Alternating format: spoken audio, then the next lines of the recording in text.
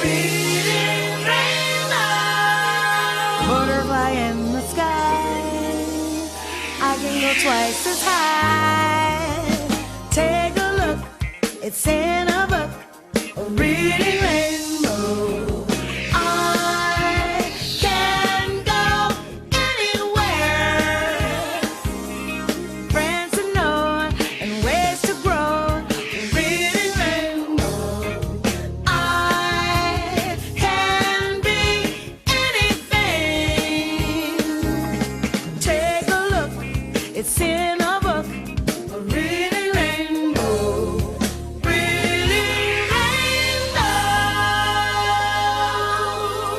Hello and welcome to the Weekly Stuff podcast with Jonathan Lack and Sean Chapman.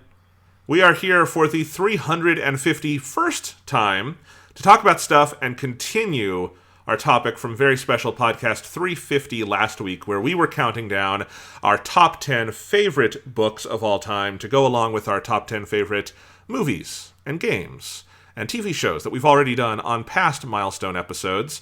So add that to our personal canons. So we are actually recording this last week, so if something crazy has happened over the last 7 days, we do not know about it.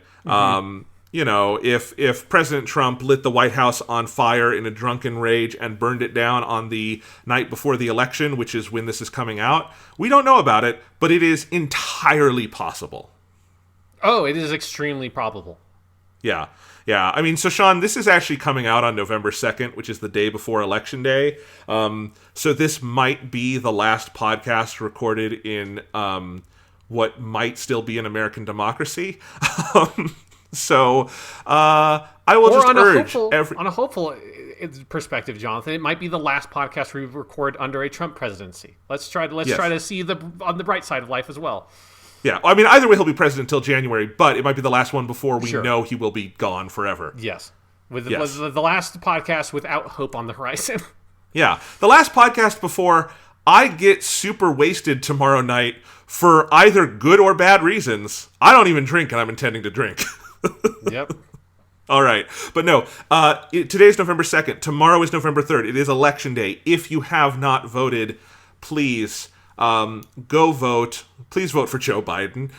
Vote like your life depends on it, because it really very well might. I would like to get this coronavirus thing under control, and their closing message on the GOP side is, fuck it, let's all learn to live with it. That's not okay. Vote for your grandma. I'll maybe put it that way. If nothing else can give you empathy, vote for your elderly relatives. Well, vote for Joe Biden, and vote for the sake of your elderly relatives, but circle in that Joe Biden oval, please. Yeah, do not write in your relatives. That doesn't help anyone. No.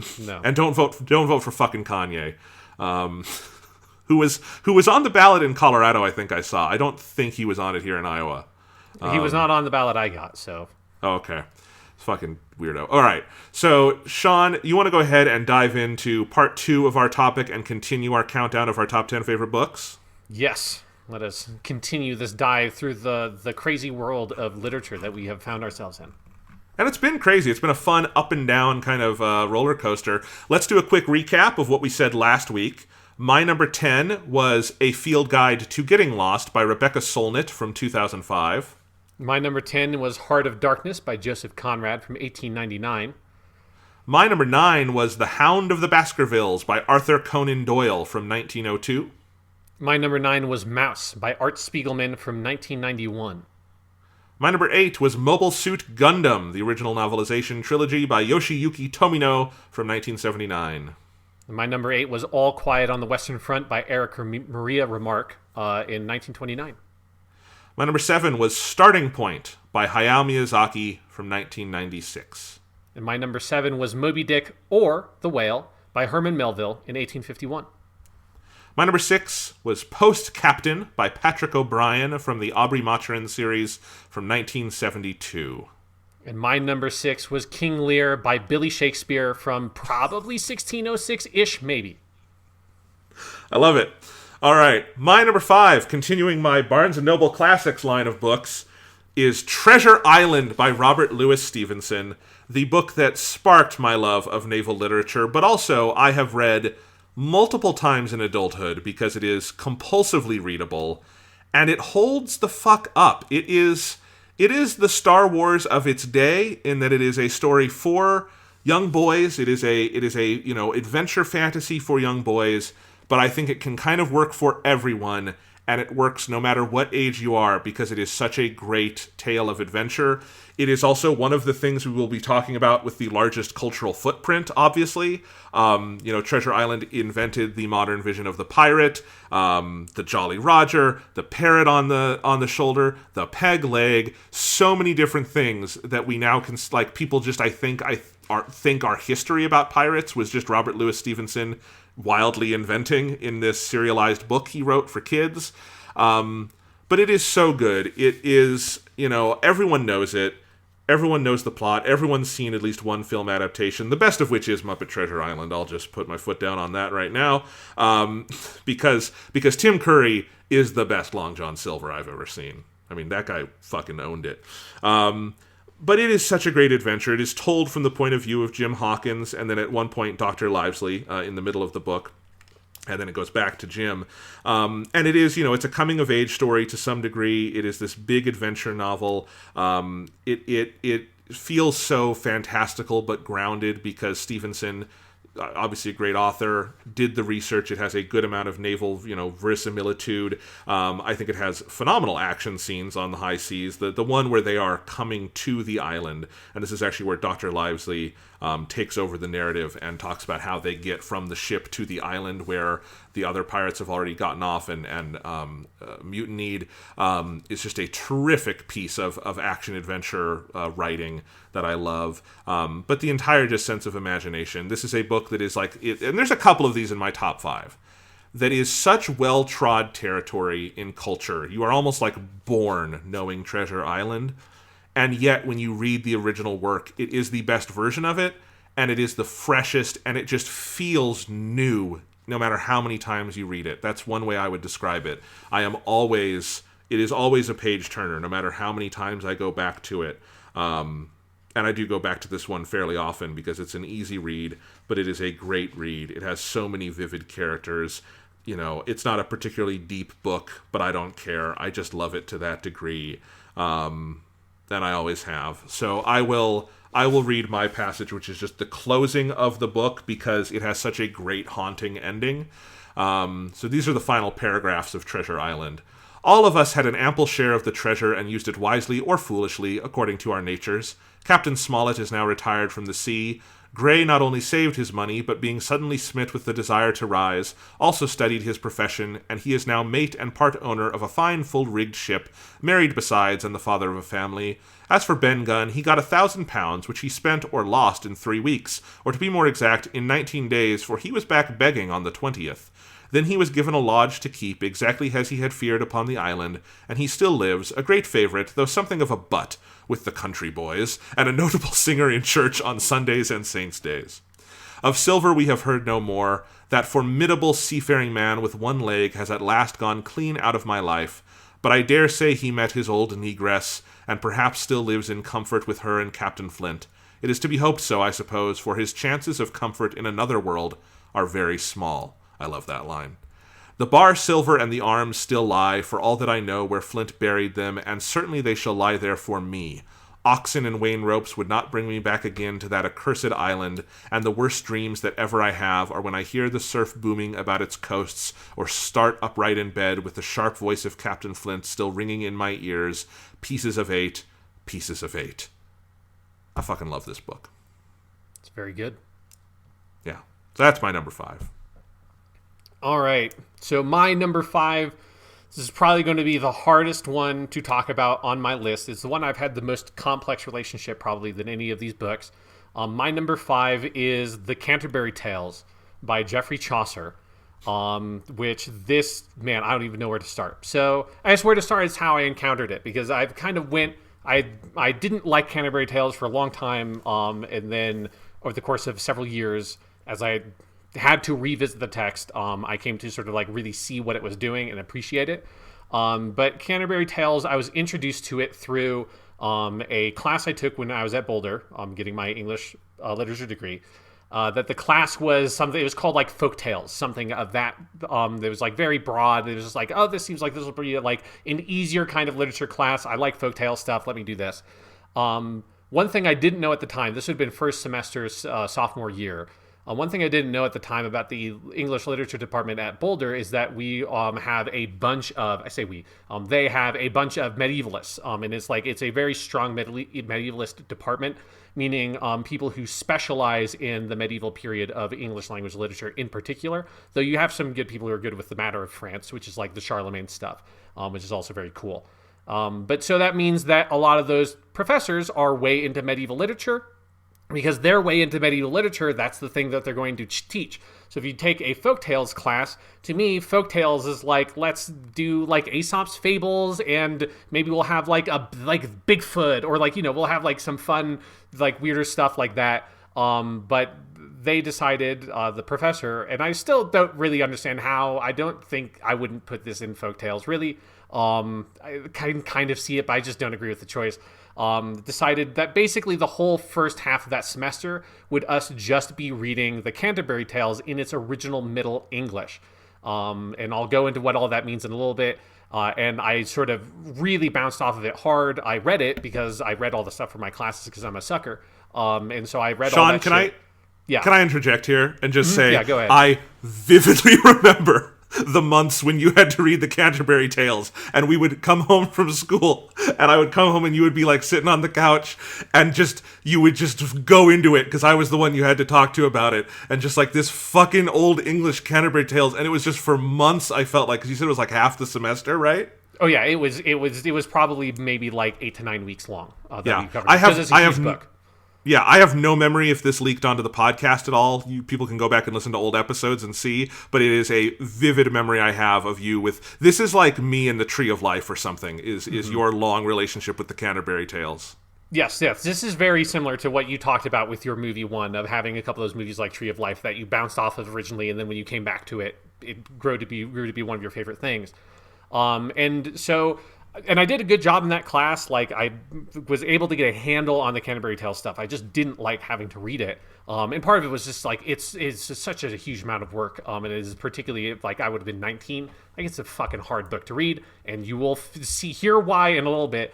But then because Boulder has so many medievalists in the English literature department, like, I just couldn't escape it. I'm pretty sure literally every single semester from that point, we would cover at least some of the Canterbury Tales. I had 2 classes. I had that my sophomore year, and I had one my senior year, that we did the Canterbury Tales in full. And then I would have at least one class where we would hit one of the tales, so like one part of it, as part of that course. And so it's just like, I couldn't escape it. I kept on coming back to it.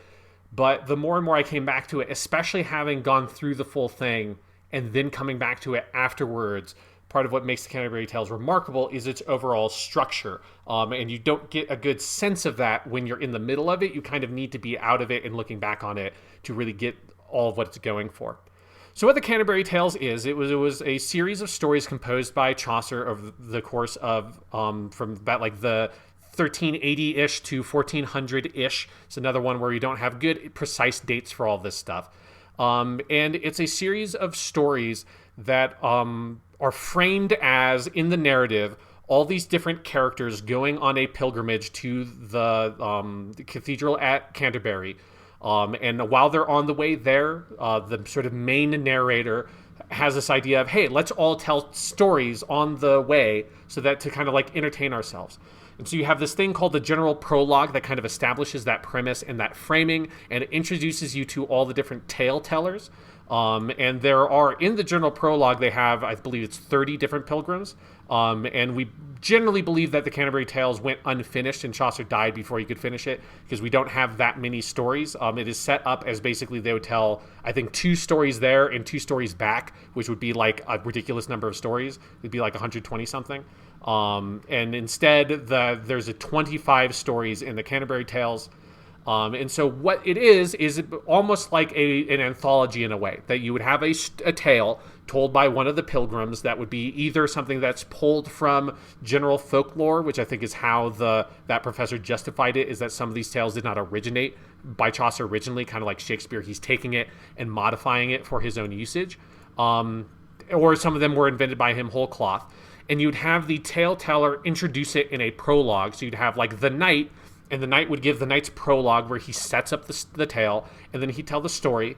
And at the end of the knight's story, the miller interrupts it, and he's another one of the pilgrims, and he has his prologue where he's interacting with the knight, and then he sets up his tale, and he has the miller's tale, and it goes on like that, and it's sort of framed that way. And what's really remarkable about the Canterbury Tales in that sense is it does a lot of different things. It's a huge text. So it is one, I think, a brilliant piece of satire on the sort of like classist society at the time, where you had the three estates, which were the people who fight, which are like the aristocracy. You have the people who pray, which are like the clergy. And then you have the people who work, which are your like normal working people, your farmers, the peasants, that kind of stuff. And you have a pretty strict structure in medieval England at the time that puts people into those roles. And Chaucer breaks those roles down by putting this very eclectic group of characters together and then having them sort of bounce off of each other. So he has characters from very different stations of life, like the knight and the miller is like the most clear example, where the knight is like the highest ranking character. He tells the first story. His story fucking sucks. It's boring as shit. And then the miller comes in, and the miller is this like raunchy, working class guy who then tells this really bawdy story about like sex and all this stuff.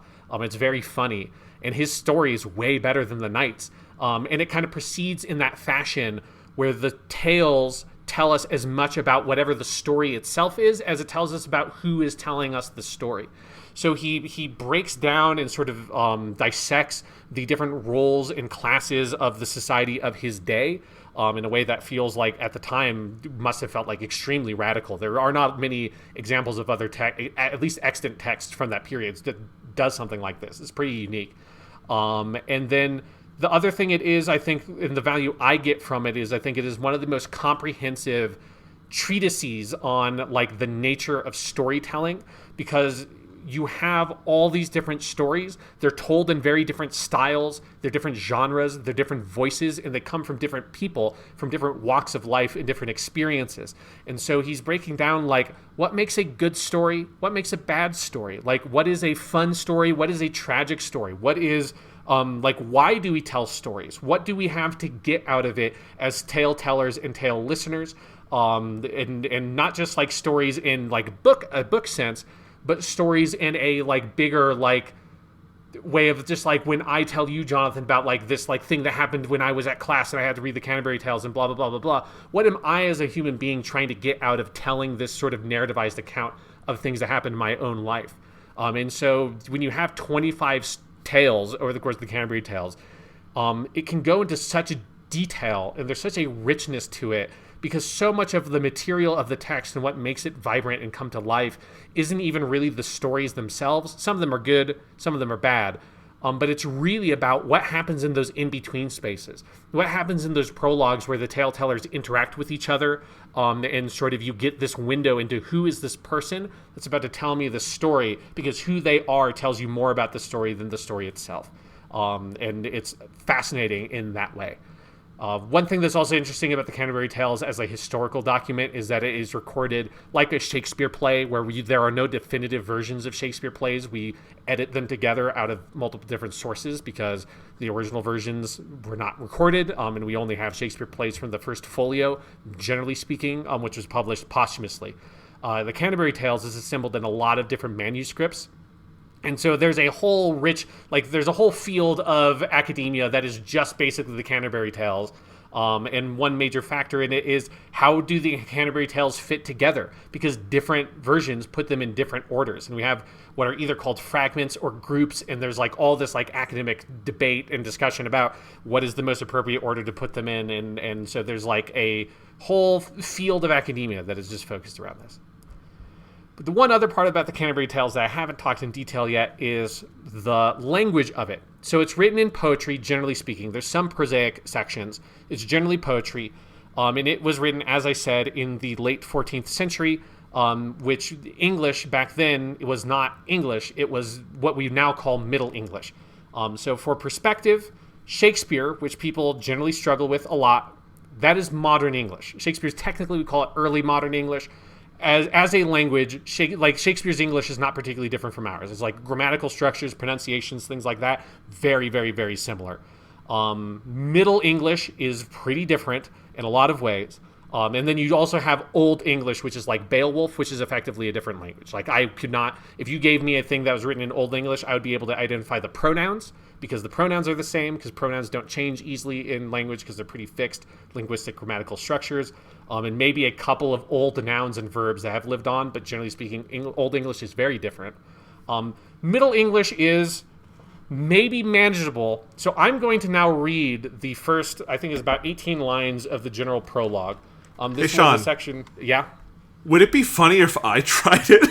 Because I'm looking at it right now, and I have no idea how to say any of this. So let's have you just read a first few lines, and then I will read for you how it's actually supposed to be pronounced. Before you do, though, I just want to make it clear, so this is another reason why I just was annoyed with this class, is that I had to memorize and perform for the class, and everyone had to do this, the first 18 lines of the general prologue.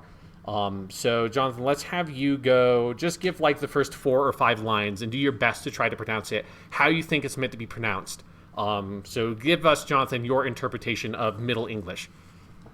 Juan that April with his shore suit, the drought of March hath pursed to root, and bathed every vein in switch liquor, of which vertue engendered is the flower. Juan Zephyrus eke with his sweet breath, inspired hath in every holt and heath. And so on and so forth. Yeah, so, I mean, that's not terrible. That is, do you know what any I'm of that playing is it up. saying? I think I could do better, but yes. Yeah, do you know what any, like, translate for me the first line. One that April with the shower stood. I assume that's when April ended? I don't know. Is that... I don't know. You know, you're getting a vague amount of the gist. So people can tell it doesn't really sound like anything. Let me read for you, Jonathan. This is, I'm not like a professional Middle English reader or anything. I'm an amateur at this stuff. So if you want you want to look up like YouTube videos of like the best pronunciation, but this is generally speaking what Middle English sounds like. One that April with the showers sota, the drucht of March hath parted to the rota, and bathed every van and switched liquor, of which virtue engendered is the fleur. One Zephyrus eke with his sweat of breath, and spirit hath in every holt and heath, the tundra cropus and the youngest sonne, hath in the ram his half course irunna. And smaller fellows make a melodia that slepen all the necht with open ear. So pricketh him nature in her courages, than along in folk to go on pilgrimages. And palmers for to second stronges, to find the highways coth in sundry Londis, and specially from every Shira's ende, of Angelon to Canterbury the winda. The holy blissful martyr for to seca, that him that hath holpen when that day were seca. Fuck. I could listen to you do that all day because it's fascinating. Why did they give this to sophomores in college? What the fuck? Yeah, so and this is how the whole thing is written. So this is non-standardized English in the sense that this is before the dictionary was invented. So this is basically built out of extant manuscripts that we believe, like an assistant of Chaucer who survived Chaucer recorded these, and so we're going off of his spelling generally for a lot of this stuff. But Middle English is a very different language in a bunch of different ways. One, it's before the Great Vowel Shift. So about 100 years after Canterbury Tales, you have the Great Vowel Shift, which is just a linguistic shift in pronunciation of words, which is where we get a lot of the complexities of modern English, where vowels have a bunch of different pronunciations kind of come from that. So Middle English is a little bit more like a lot of other languages where vowels have very fixed pronunciations, so you're not doing as much of the kind of guessing.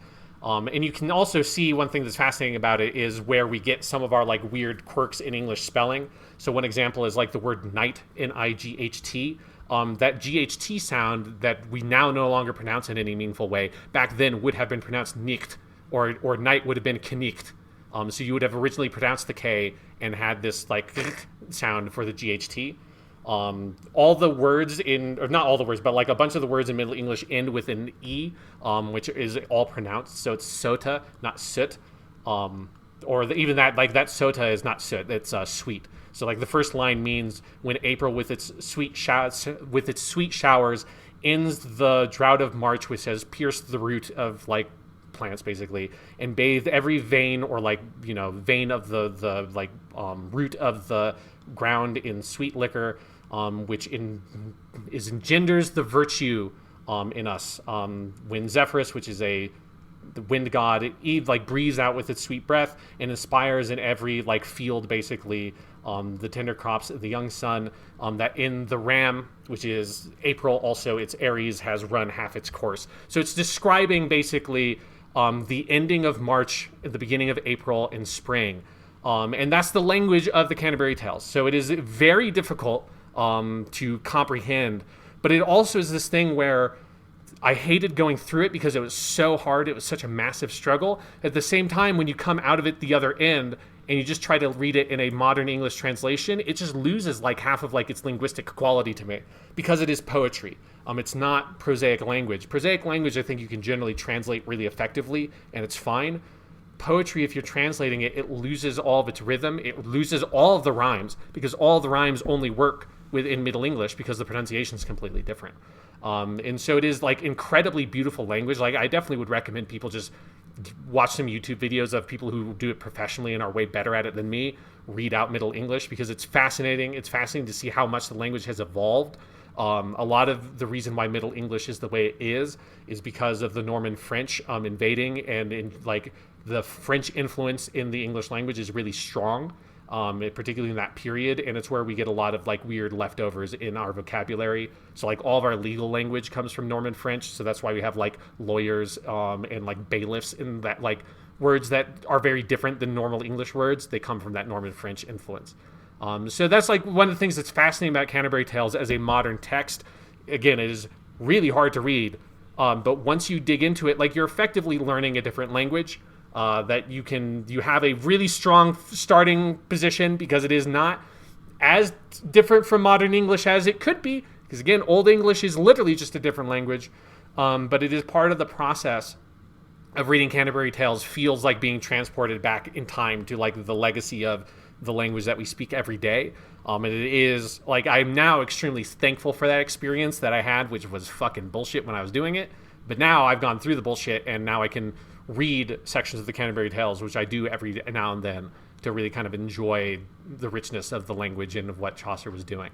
Well, Sean, it's kind of funny. I have open in front of me the Penguin. Penguin has two versions, the original spelling that you were reading and then their translation.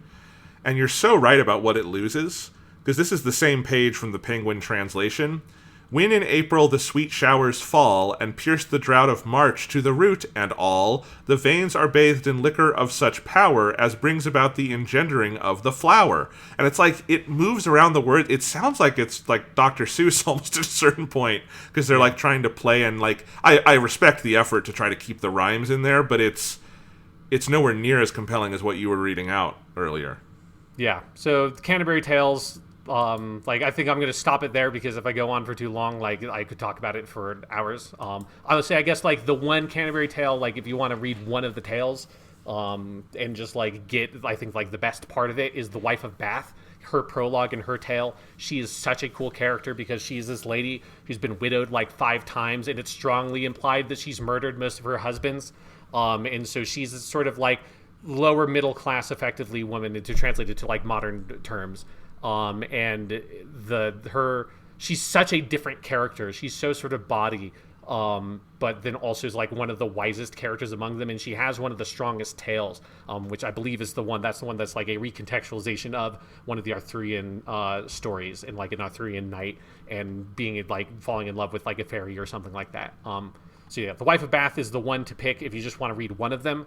But if you ever just want to full on dive into some crazy historical stuff, Canterbury Tales is, because it is one of the great works of English literature. It is so deeply influential to everything that came after, because it's one of the earliest surviving works, great works of English literature, that influences everybody who read it. Shakespeare, there's a lot of Chaucer in how Shakespeare writes. So it's good stuff, just very hard to read. I love it. All right, should I do my number 4? Yes, what's your number 4, Jonathan? Well, I'm just going to start by reading, and you'll understand what it is. The Hitchhiker's Guide to the Galaxy has a few things to say on the subject of towels. A towel, it says, is about the most massively useful thing an interstellar hitchhiker can have. Partly, it has a great practical value. You can wrap it around you for warmth as you bound across the cold moons of Jagland Beta. You can lie on it on the brilliant marble-sanded beaches of Santragonus 5, inhaling the heady sea vapors. You can sleep under it beneath the stars which shine so redly on the desert world of Krakafoon. Use it to sail a mini-raft down the slow, heavy river Moth. Wet it for use in hand-to-hand combat. Wrap it round your head to ward off noxious fumes or avoid the gaze of the ravenous bug-bladder beast of Trawl. A mind-bogglingly stupid animal, it assumes that if you can't see it, it can't see you. Daft as a brush, but very, very ravenous. You can wave your towel in emergencies as a distress signal, and of course, dry yourself off with it if it still seems to be clean enough.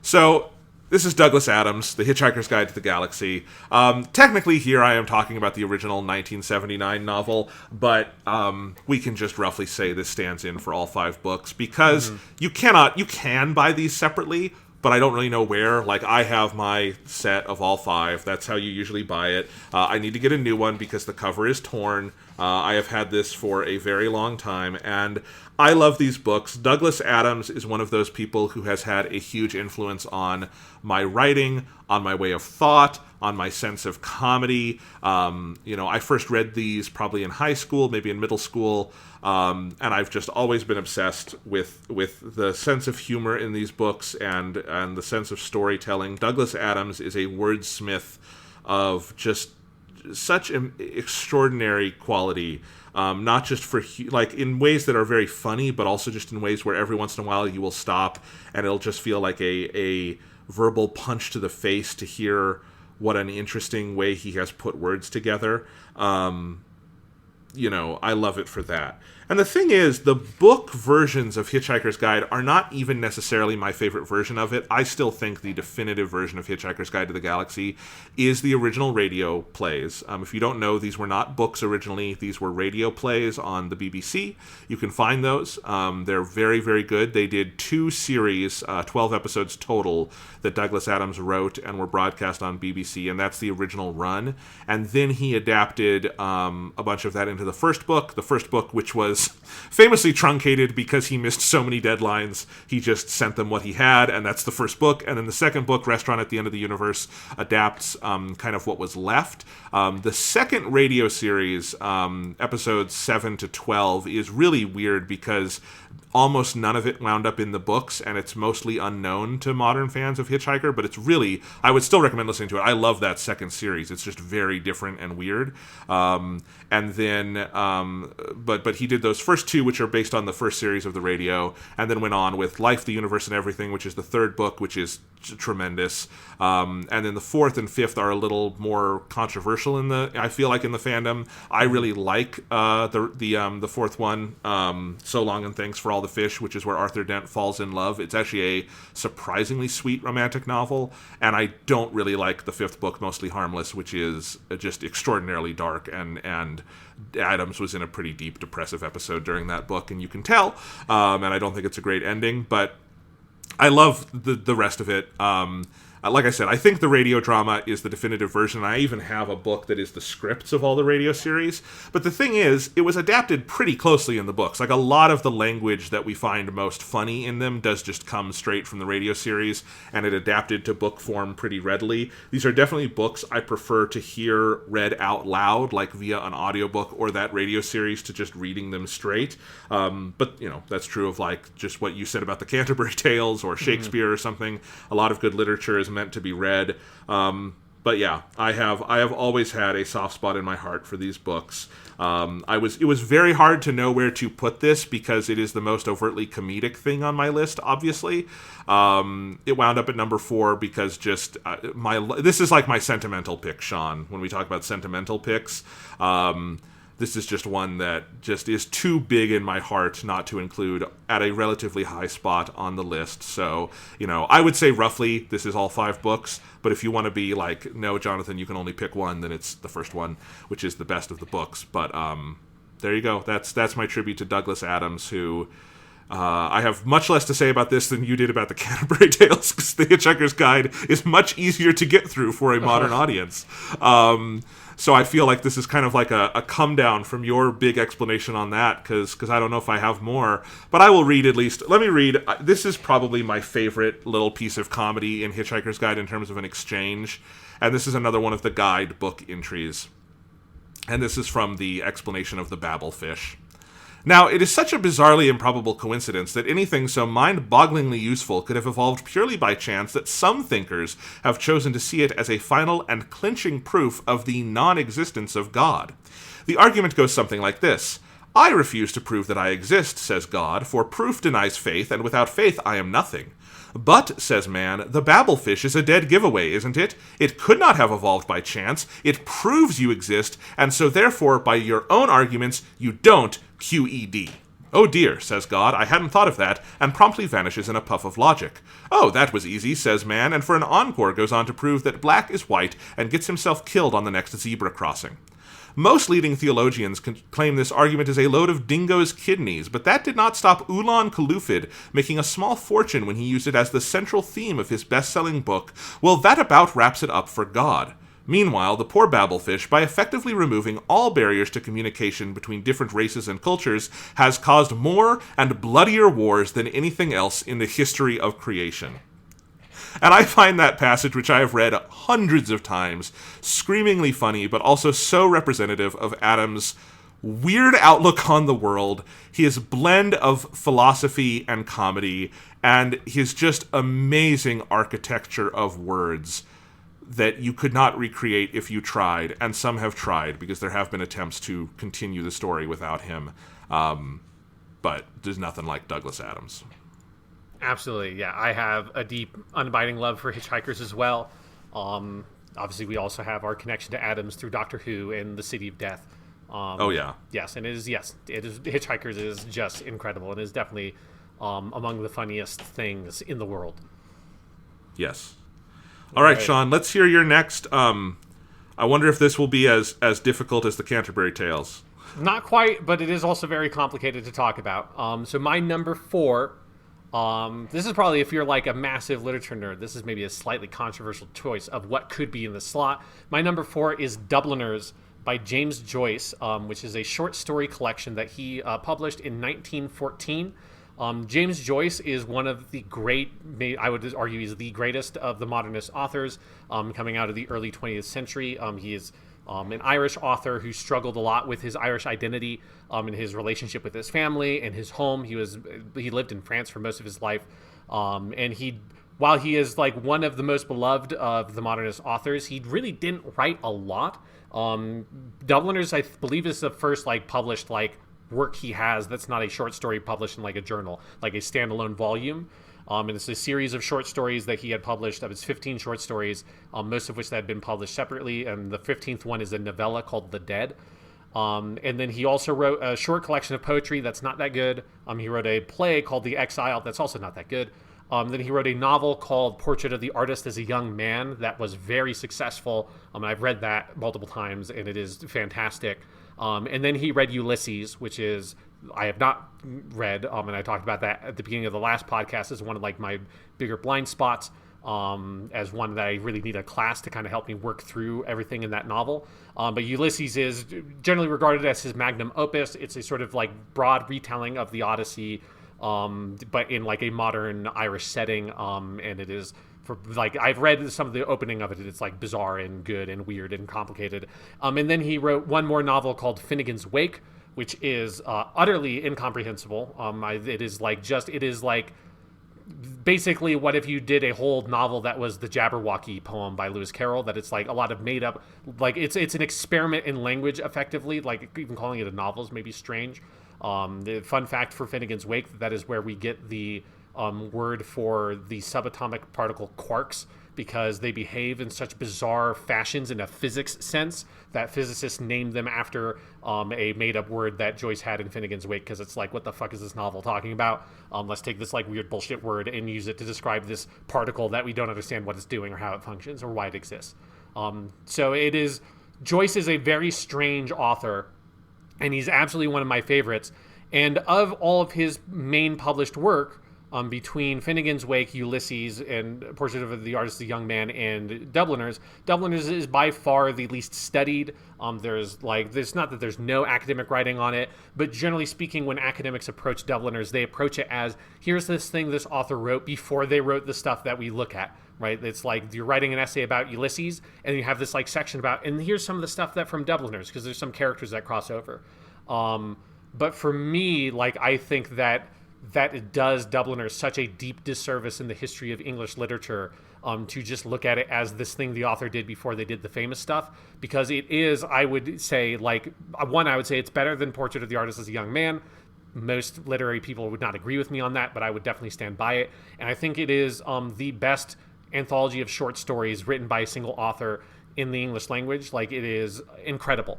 So what Dubliners is, as a novel or as an anthology itself, is a series of 15 short stories set in Dublin from like the end of the 19th century, early 20th century, basically around the time of when Joyce was a child.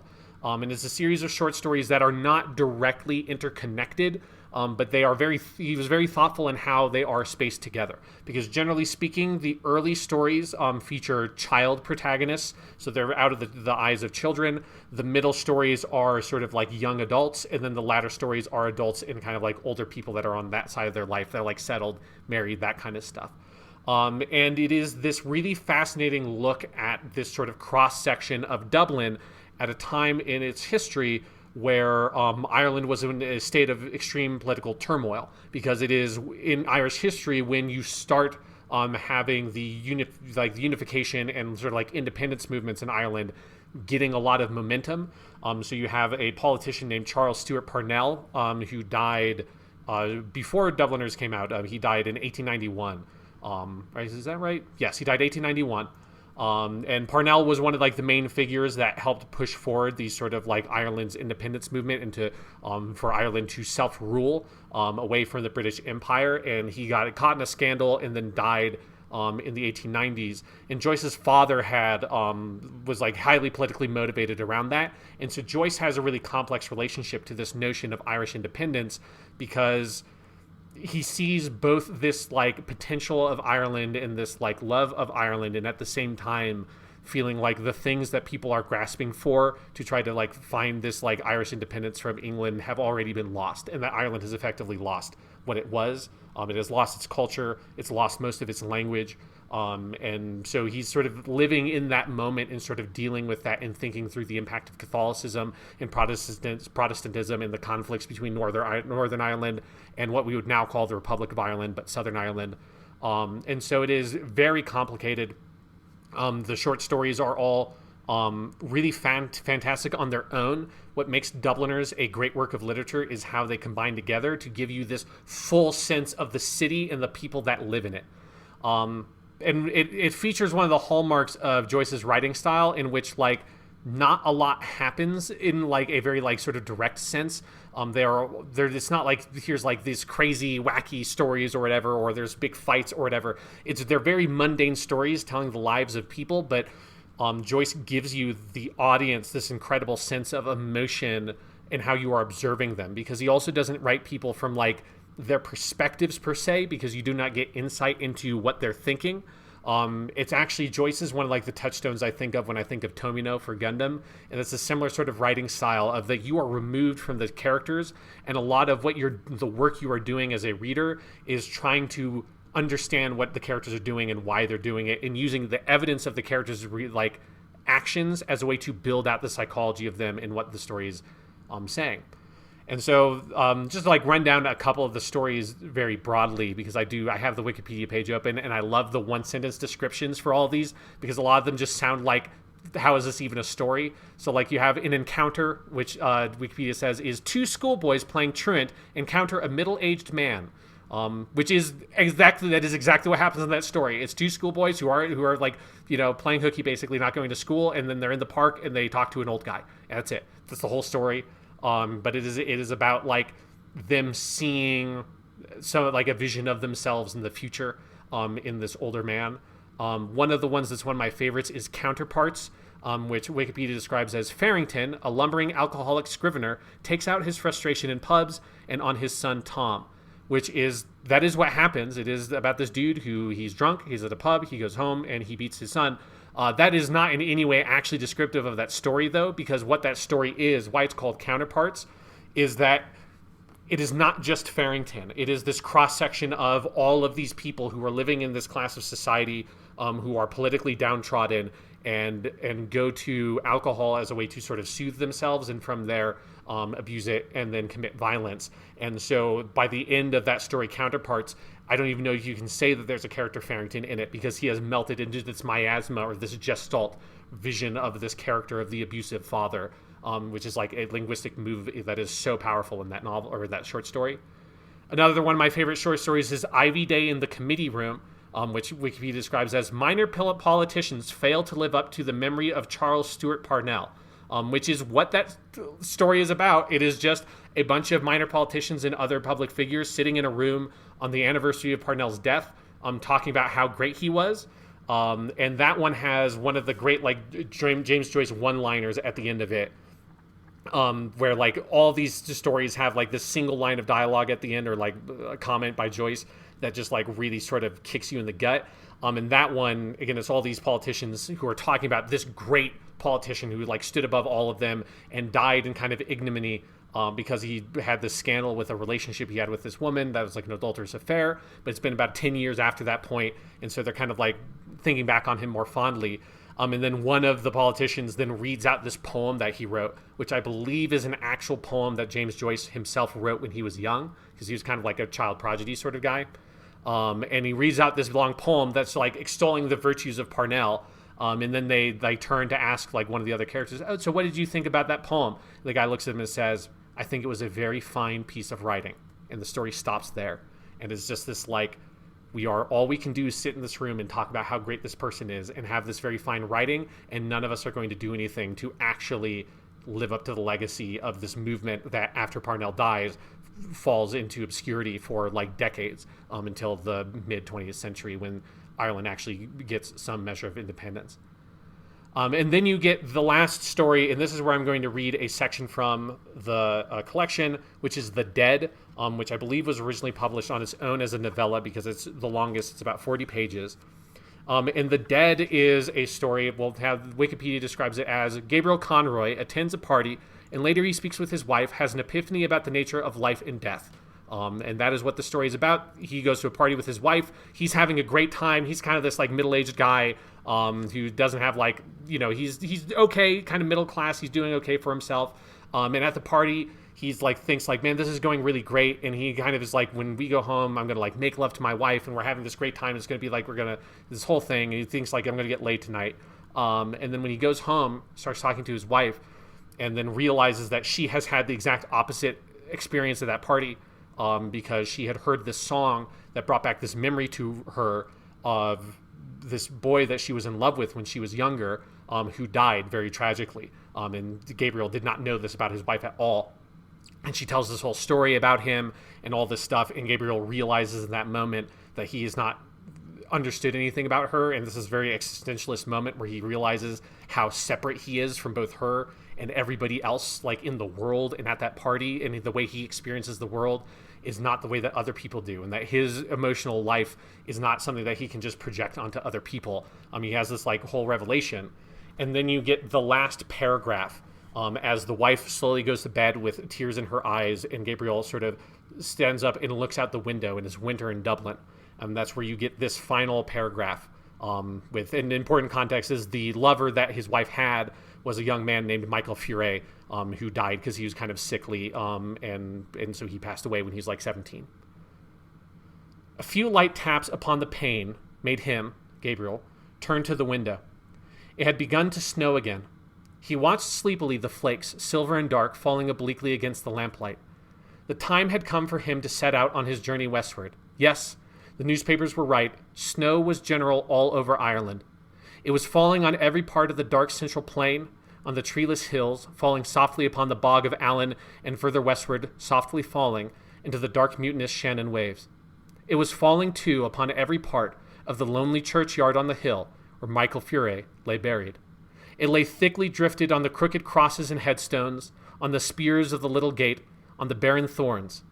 His soul swooned slowly as he heard the snow falling faintly through the universe, and faintly falling, like the descent of their last end, upon all the living and the dead.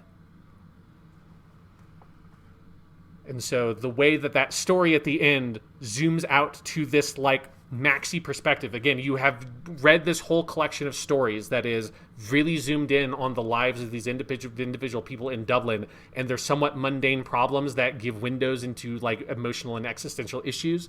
And for it to end with this zooming all the way out, looking at Ireland as snow is falling on it.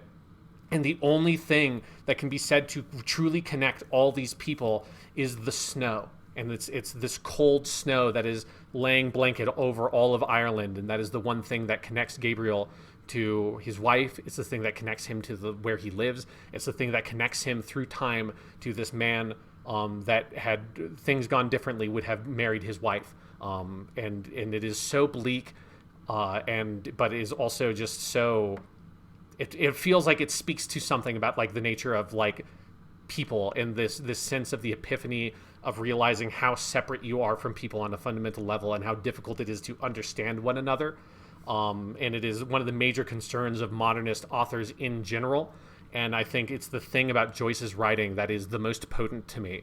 And The Dead, I think in that last paragraph is the thing that, like, I remember when I originally read it and having like, because I had read like a huge, like I read like the whole second half and like multiple stories going into The Dead in one long sitting, and then finishing with that, like it like kicked me backwards basically, just with how like beautiful the language is and how solemn and sorrowful it feels.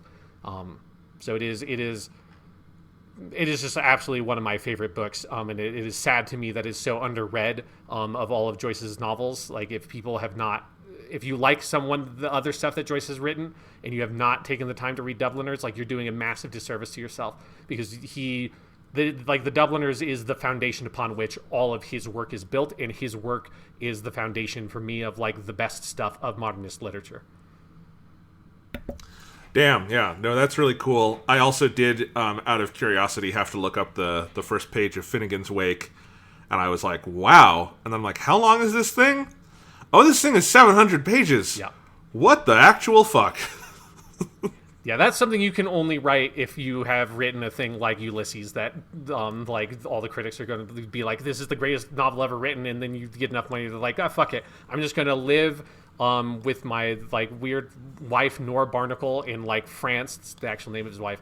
And we will, and then I just love that last name. And he's just like, I'm just going to write some crazy bullshit. Like, Joyce was a weird dude. If you want to read the most literary, like, high-minded sexting in all of history, his love letters to Nora Barnacle are, like, extremely erotic. They are very explicit, but they have the kind of Joycean language, and it's fascinating. There's, like, a whole published volume of it, but you can find a bunch of it online. I highly recommend reading at least some of it, because it is so weird to hear, like... It would be like reading like Ernest Hemingway writing it to a woman that he loves in like a very explicit novel, or a very explicit sext basically, but is written in that author's voice. It is so peculiar. But yeah, Joyce is incredible. I love his work. Eventually I'll read Ulysses, but for now, Dubliners is my favorite thing that he's written. Two things. I think Hemingway's sexting would be just very short and to the point, though, Yes. is the thing. And Nora Barnacle is the closest to a SpongeBob name any human has ever had. Absolutely. You are 100% right there. All right. My number 3 is one that is so obvious and so well known and so famous that I honestly kind of forgot about it when I was first putting this list together. I went, no, wait. This has to be on there. And that is, this is A Christmas Carol by Charles Dickens. And I know that's like a basic choice in a lot of ways. Every person on Earth knows every in and out of this story. But you have to go back to the original text and look at it. And I do pretty much every holiday season, and I watch at least one of the versions. And this is just one of my favorite and one of the most formative stories for me ever told. And it is a story I connect with on a deeper level every year of my life, I think, because I think it is a story that reveals its wisdom with age. It is obviously one of the most pliable stories ever written in terms of how much and in how many different forms it has been adapted. The Muppets version of this is also very good.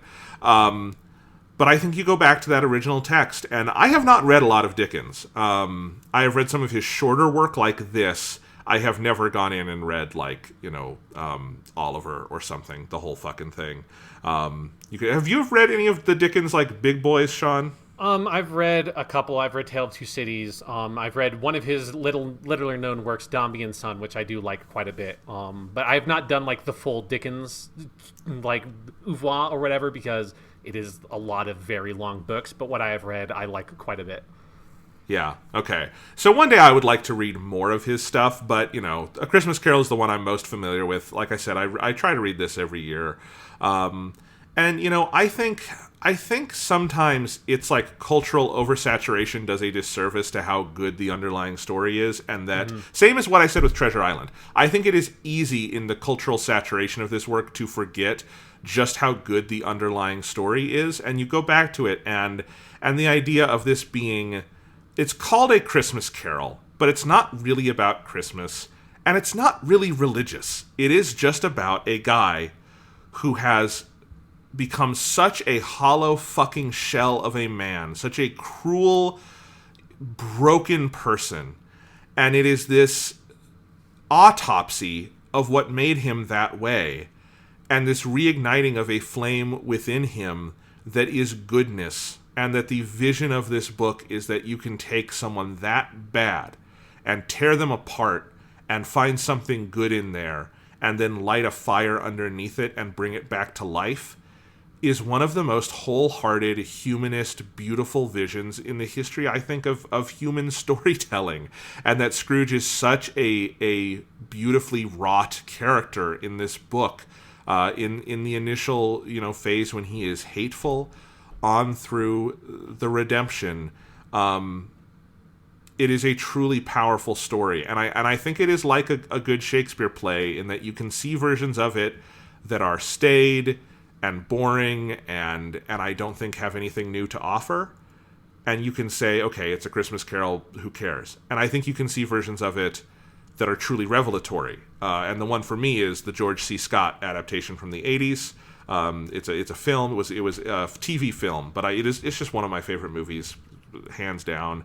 And I think it is the best adaptation far and away of this. And I have seen a lot of the Christmas Carol adaptations. And one day I would like to do a more fulsome project about as many of them as I can find, because I find the process of adapting this book pretty fascinating.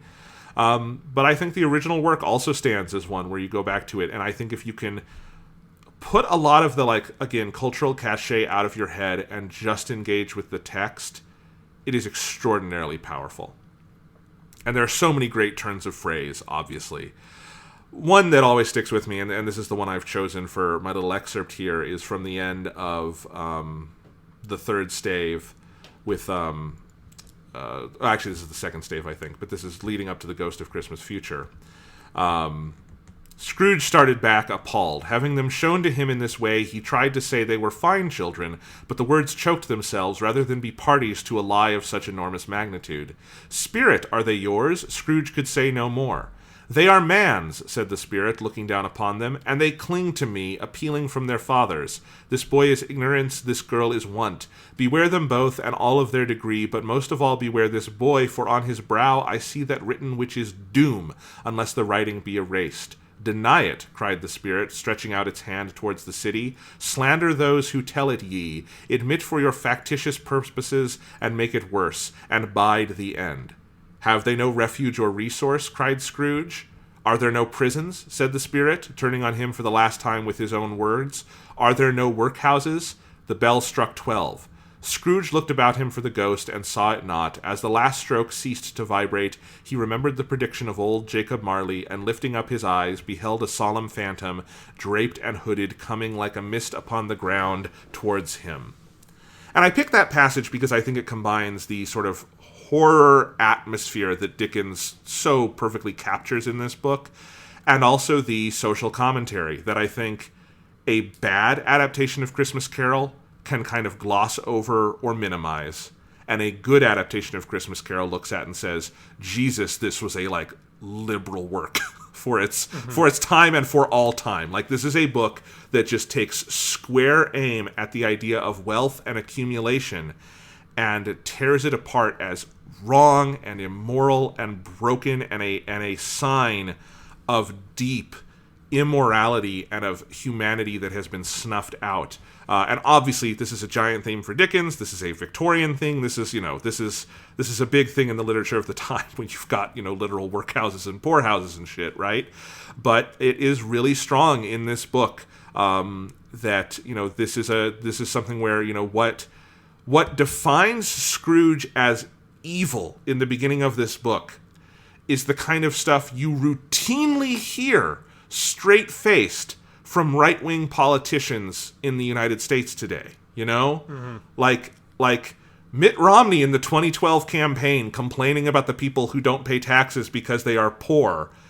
You could just cut and paste that and put it as dialogue in A Christmas Carol, and no one might realize that you took something from 2012, let alone the shit we get now in the era of Trump. But, it is a book that is 170 years old now and is as relevant as ever because these attitudes not only exist, but exist in positions of power where if A Christmas Carol came out now, it would be considered politically radical. It would be considered oh God, Scrooge is a parody of this person and this person, and is this uncivil? Sean, is Dickens participating in a civility discourse? It's only because it's 170 years old that we can all just, it's Scrooge, mean old man. It's no, he's a mean old rich man.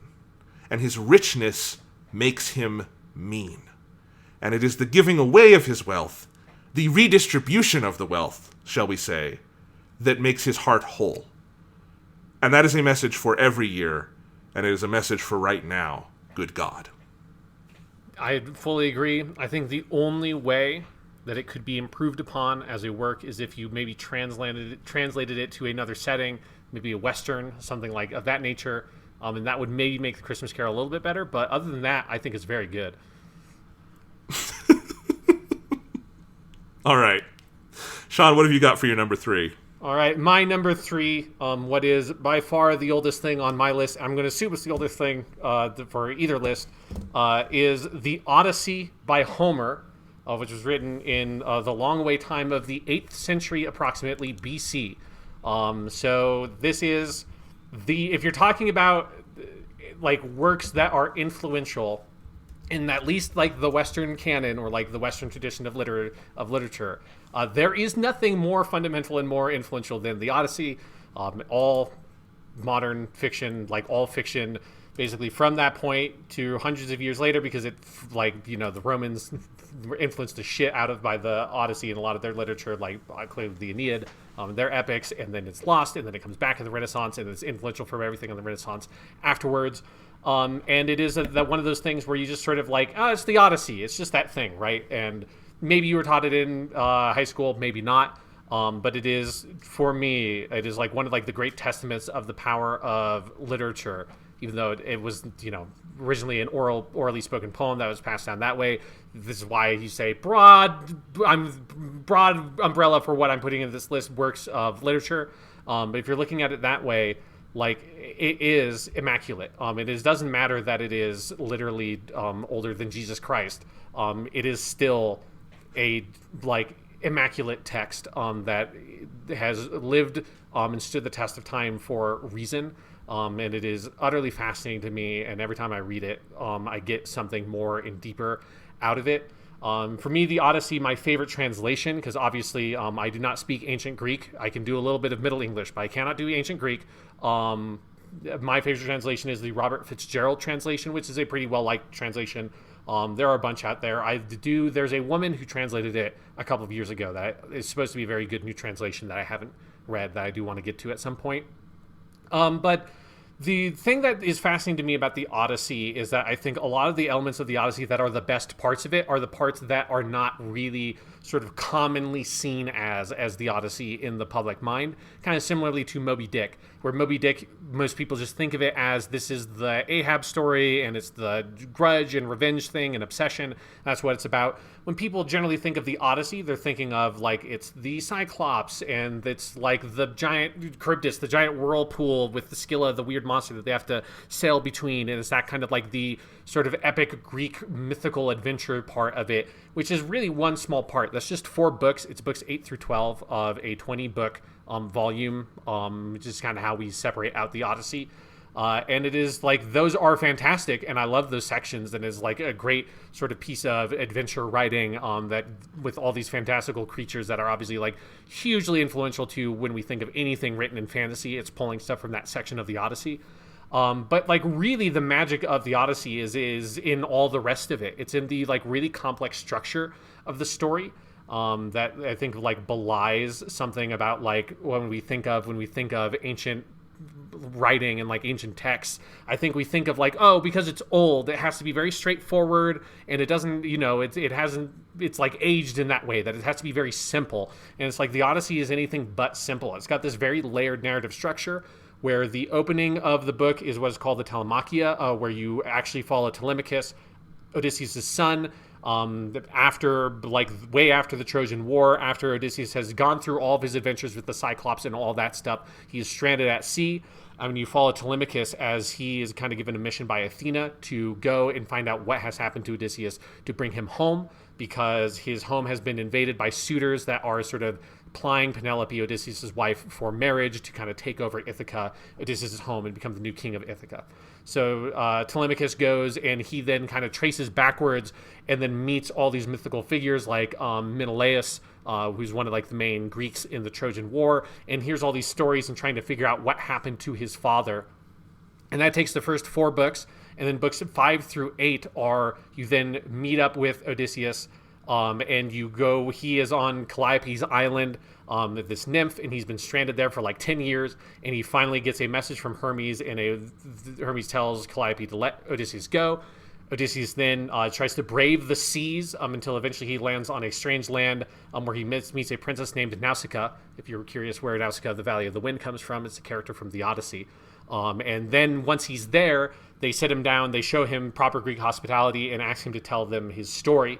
And that's where you get books, I guess it's 9 through 12, because that section ends on book 8. And that's where you get all the famous stuff with the Cyclops and all that. And then after that, he goes home and then goes and fights the suitors and sort of takes over back his home. But the section that we think of as that adventure is this one small section in a much more complicated text that is really concerned with both like high Greek concepts of like hubris, of like what it means to be a hero, like the Greek conception of the hero as someone who is flawed. And so Odysseus as a character is both heroic in so many ways. He's brilliant, like he's this crafty, wily, strange old man that like kind of outwits his opponents. At the same time, he is sort of enraptured with himself and is sort of narcissistic in that way, that he must let people know that this is who I am, and he puts himself at risk in order to sort of be more bold and more heroic and say like, hey, Polyphemus, the Cyclops, it's not just some random old fucker that put out your eye. It is me, Odysseus, king of Ithaca, son of Peleus, all this stuff. Or no, not his dad's not Peleus, but son of whoever his dad is. I am the one who killed you, who put out your eye. It is me. And that always comes back to bite him in the ass. And so it is this grand narrative adventure with Odysseus as your central character. And I find Odysseus still, across these like 2,800 years of time, such a fascinating hero. I think the idea of having this sort of hero who survives by his wits primarily is something that we think of as a slightly more modern conception, when it's like not. It is like the foundational, like proper true Greek hero that like embodies a lot of the Greek values, so much so that the Romans didn't actually like Odysseus, or Ulysses as they called him, because they're like, he's a cheater. It's not fair. He's not fighting fair. Like he's lying, he's disguising himself, he's like cheating people and betraying them.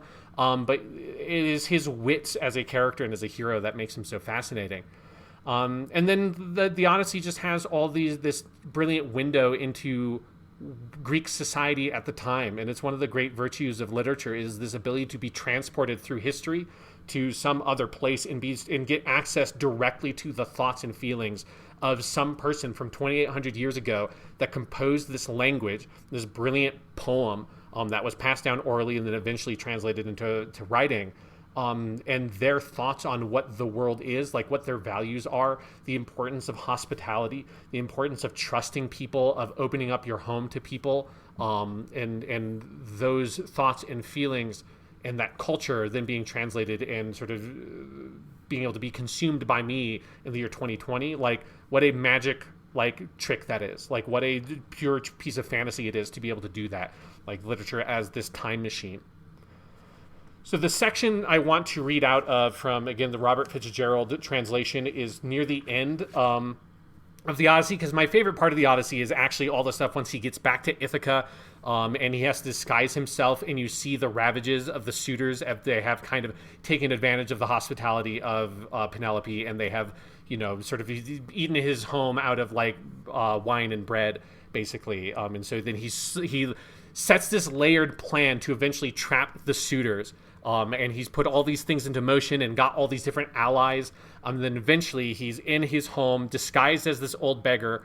And the suitors have sort of started up this challenge to, hey, anyone who can string Odysseus's old bow, which is this massive bow that is so big, and you would have to be a proper hero to be able to have the strength to bend this bow and string it.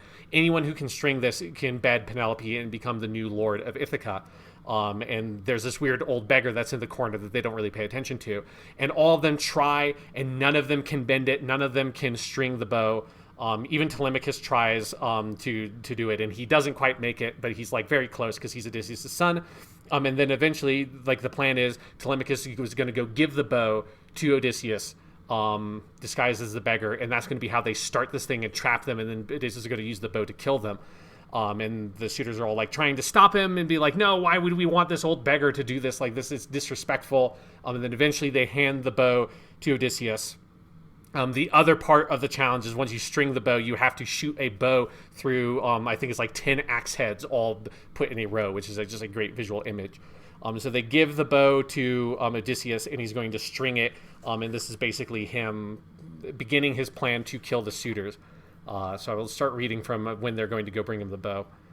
The old woman nodded and kept still. She disappeared into the women's hall. So she's been given, this old woman who gave Odysseus the bow has been given a sign to go leave because shit's about to go down.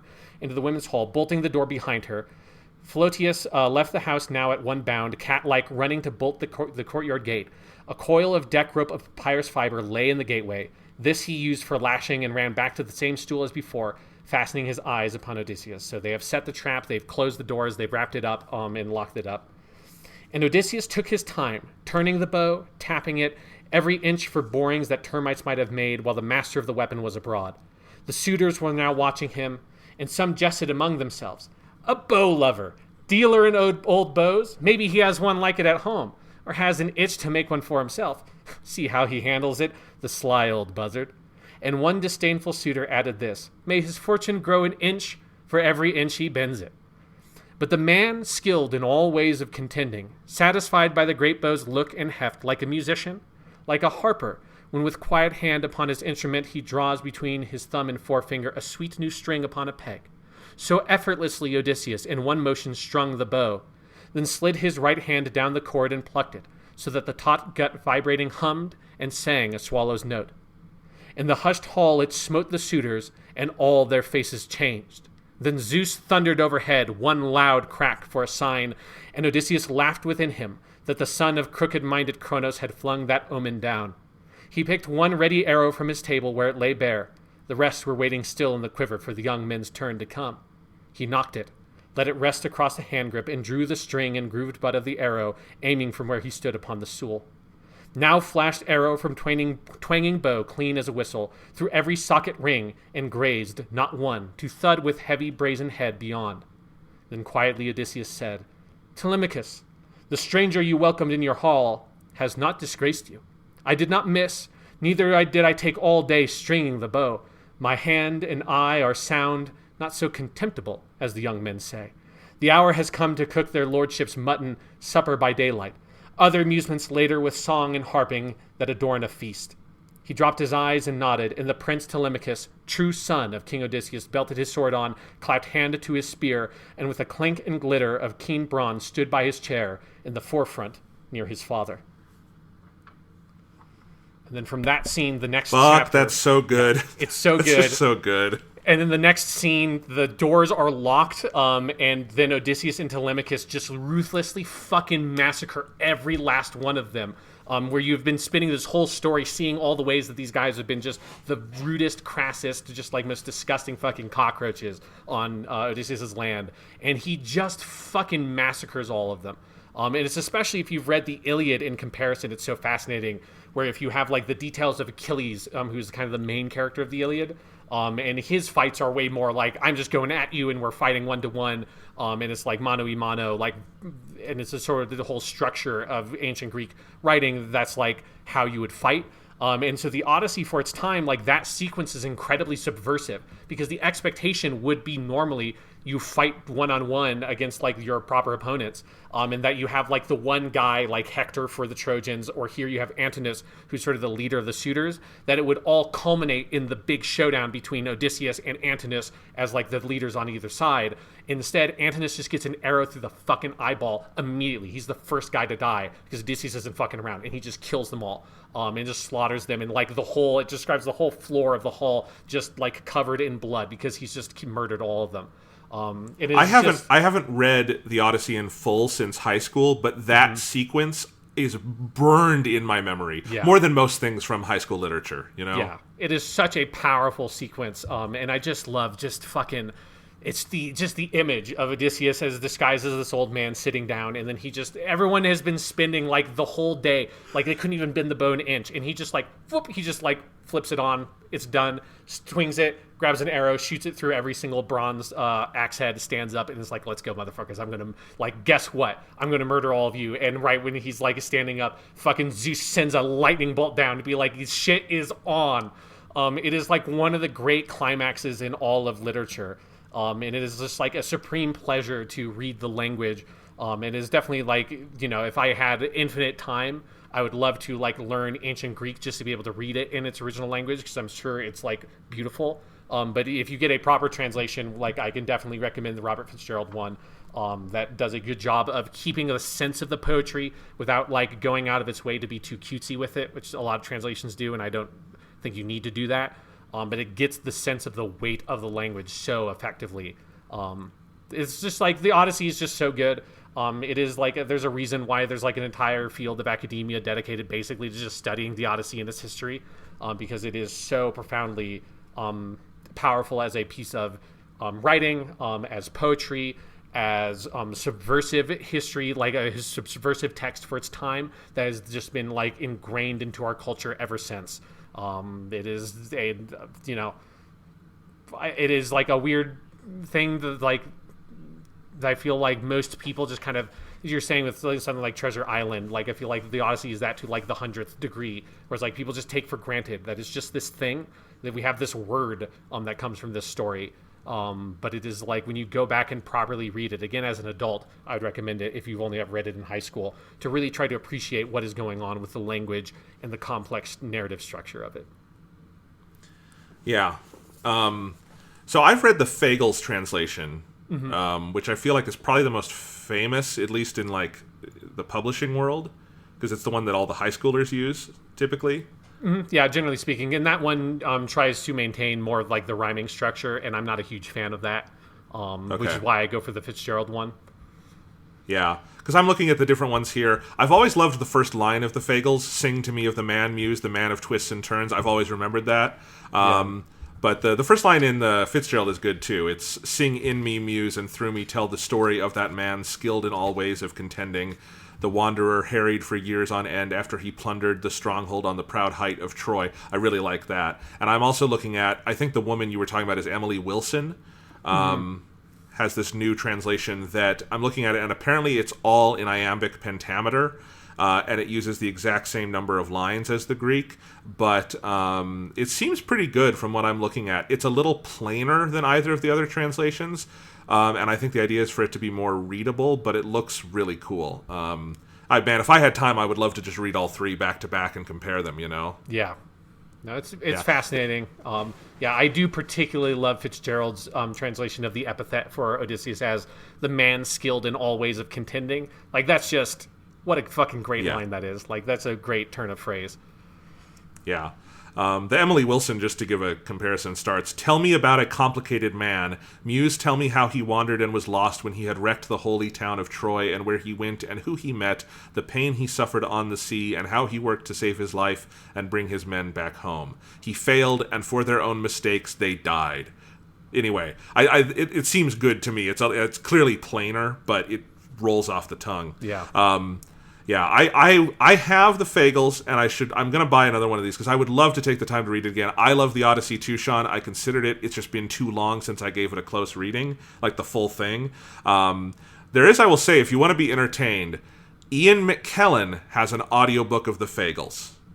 And that is a fun way to hear the Odyssey. I have not listened to the whole thing, but that's probably honestly the best way to experience the Fagles because it's in that register that Ian McKellen is good at. So, yeah. All right. Should I do my number 2 now? Yes. What is your number 2 book of all time, Jonathan?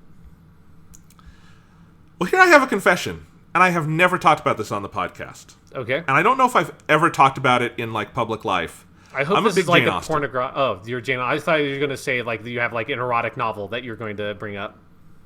Yeah, no, this is a Playboy from 1982. Yes. It's the articles, Sean. They're really good. No, I'm a big Jane Austen fan. I really love Jane Austen. I have not read all 6 of her books yet. I have read half of them. I have read Pride and Prejudice. I have read Sense and Sensibility. And I have read my number 2 favorite book, Emma, by Jane Austen. Emma is... So let me back up for a second, though. And I want to say... There's this... I've been grappling with this, and I think at some point I'd like to do an essay or a video essay or something on this, that I think I'm someone who likes a lot of things that are traditionally coded as feminine. Mm-hmm. In music, some of my pop music that I like, some books and things like that, and I don't talk about it a ton. And I remember in high school when I discovered this about myself, there's a lot of that, like, especially when you're in high school and you're surrounded by this, like, very oppressive sense of, like, traditional gender roles, you, like, I definitely had an ironic detachment from things I was interested in. Like, I think I can admit to myself now that my interest in Twilight, for instance, was not fully the ironic detachment of I want to make fun of this thing, but I actually kind of enjoy it on the trashy level that it is meant to be enjoyed, you know? Yeah. And I feel much healthier being able to admit that as an adult. But for some reason, Jane Austen got wrapped up in that when I was a kid. And I think it's because Jane Austen has been coded that way for a long time, as it's like, women's literature, which it is. It's by and for women. It's one of the great things about it. But I remember reading Pride and Prejudice in high school, and I don't remember if we were in the same class for that one. We probably were. I think we were. But, like, yeah. And I remember a lot of other people in class, like, a lot of the boys, like, dismissing it, this stupid romance novel, and a lot of girls being into it, and me being like, holy shit, I love this. I love the language. She is a phenomenal writer. She is so funny. She is so incisive. But I kind of pushed myself away from it in that ironic detachment way. And I have come back to Jane Austen in recent years as an adult and reread some of these. One of the ones I got into outside of school in high school was Emma. And I've always been fascinated by Emma. But I don't think I had done a full, like, what I would consider close, full reading of the book until this summer. And I went on a Jane Austen kick and I read all 3 of those that I mentioned earlier. But I read Emma again, and I have my Barnes & Noble copy, and I loved it so much. I don't usually write in my books. I'm getting better at being able to write in my books because I actually think it's a good thing to do when you want to really closely read them. And I just have notes throughout this entire thing because I did a very close reading of it, and I love this book so much, and I think it is such an extraordinary story. If you don't know the basic setup of Emma, I think Emma is generally known as Jane Austen's most overtly comedic novel. It is a comedy of manners in a lot of ways. It is about a young woman named Emma Woodhouse, handsome, clever, and rich. Let me just read the first lines, because the first lines of Emma are one of the best intros. I mean, Jane Austen's opening sentences are always good, but I think the one for Emma is particularly good. Emma Woodhouse, handsome, clever, and rich, with a comfortable home and happy disposition, seemed to unite some of the best blessings of existence, and had lived nearly 21 years in the world with very little to distress or vex her. What a perfect opening, because what you hear there is, okay, telling us who she is, telling us that she's good-looking, she's smart, she's rich, and then saying, like, seemingly praising her, building up this balloon, and then pop, very little in the world to distress or vex her. And that is the perfect Austinian sentence of building something up and then so subtly you might not even noticing it, popping it at the end and taking the piss out of it. Because she is a great comedic writer and satirist of the British landed gentry, and Emma is the ultimate work of that for her, I think. Something like Pride and Prejudice is a little more straight-faced.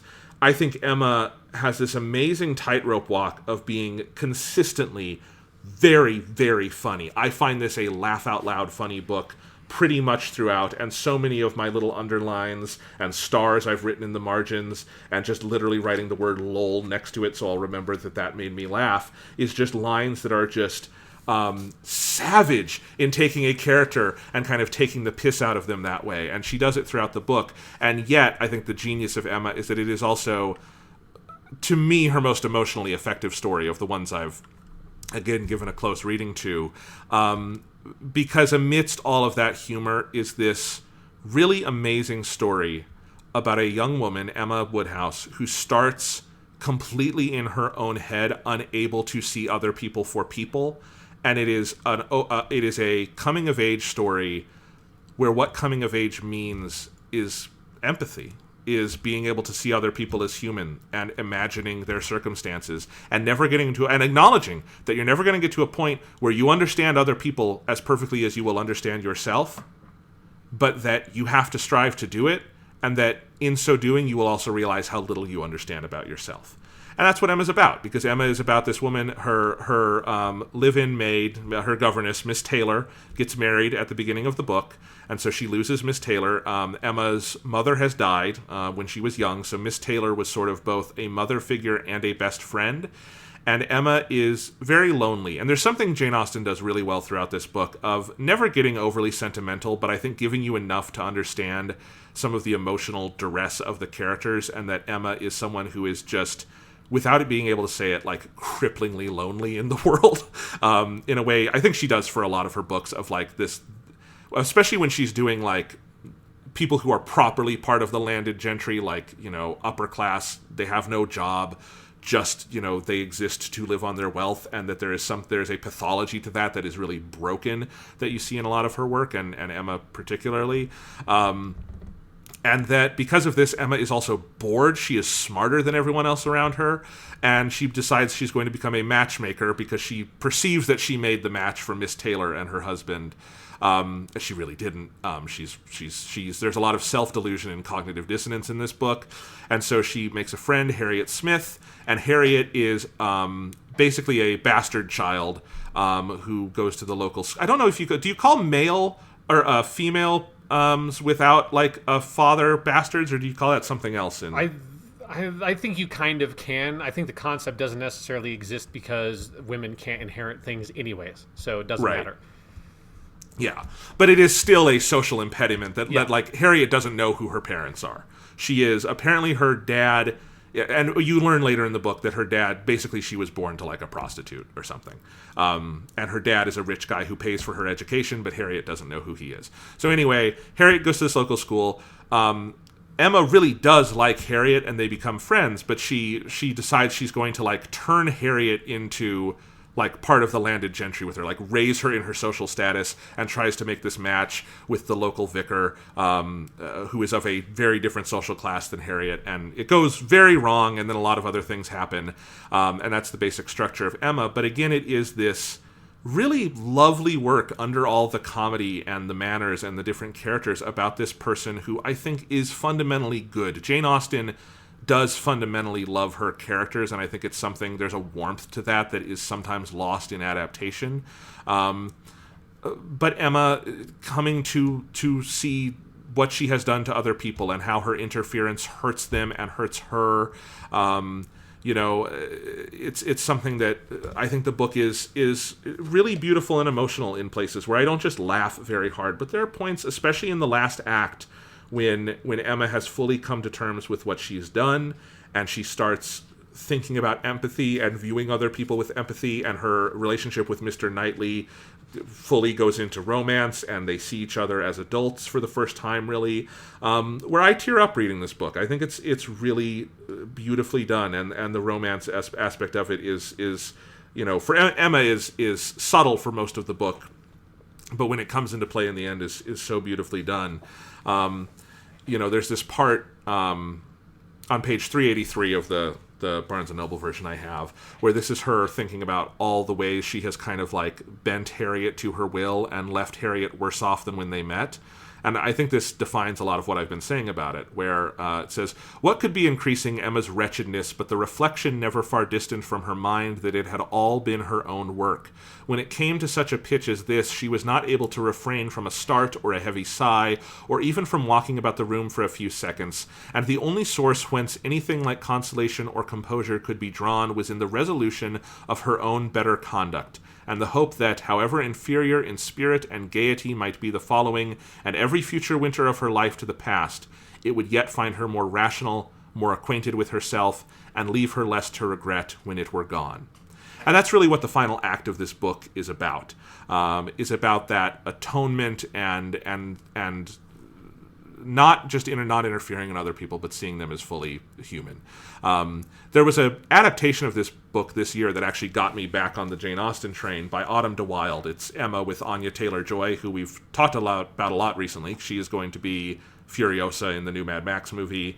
She's on this Netflix show right now that is phenomenal called The Queen's Gambit. And she is a great Emma Woodhouse. And I think that movie is a really good Emma adaptation. And it's one of the better Jane Austen adaptations, I think, in part because it is so funny. And I think it gets, without like getting too subversive with it, like staying pretty true to the book, it gets a lot of the humor across.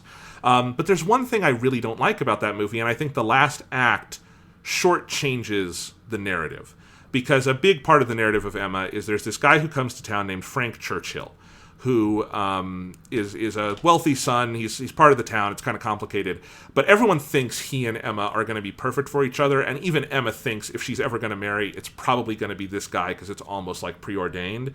And Frank Churchill comes, and they become friends, and they flirt an awful lot, and Emma even kind of falls for him.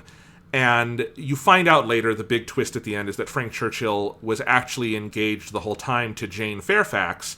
And Jane Fairfax is this girl who is, in the funniest stretches of the book, Emma hates for no good reason. And it's like very clear to the reader, Jane Fairfax is a good, like, sweet person who has been put upon a lot by life and has come out pretty well. And Emma, because Jane Fairfax, I wrote this in my notes at one point, Jane Fairfax is the woman Emma thinks she is. Mm-hmm. Like, Emma thinks herself to be, and that's why she hates Jane Fairfax.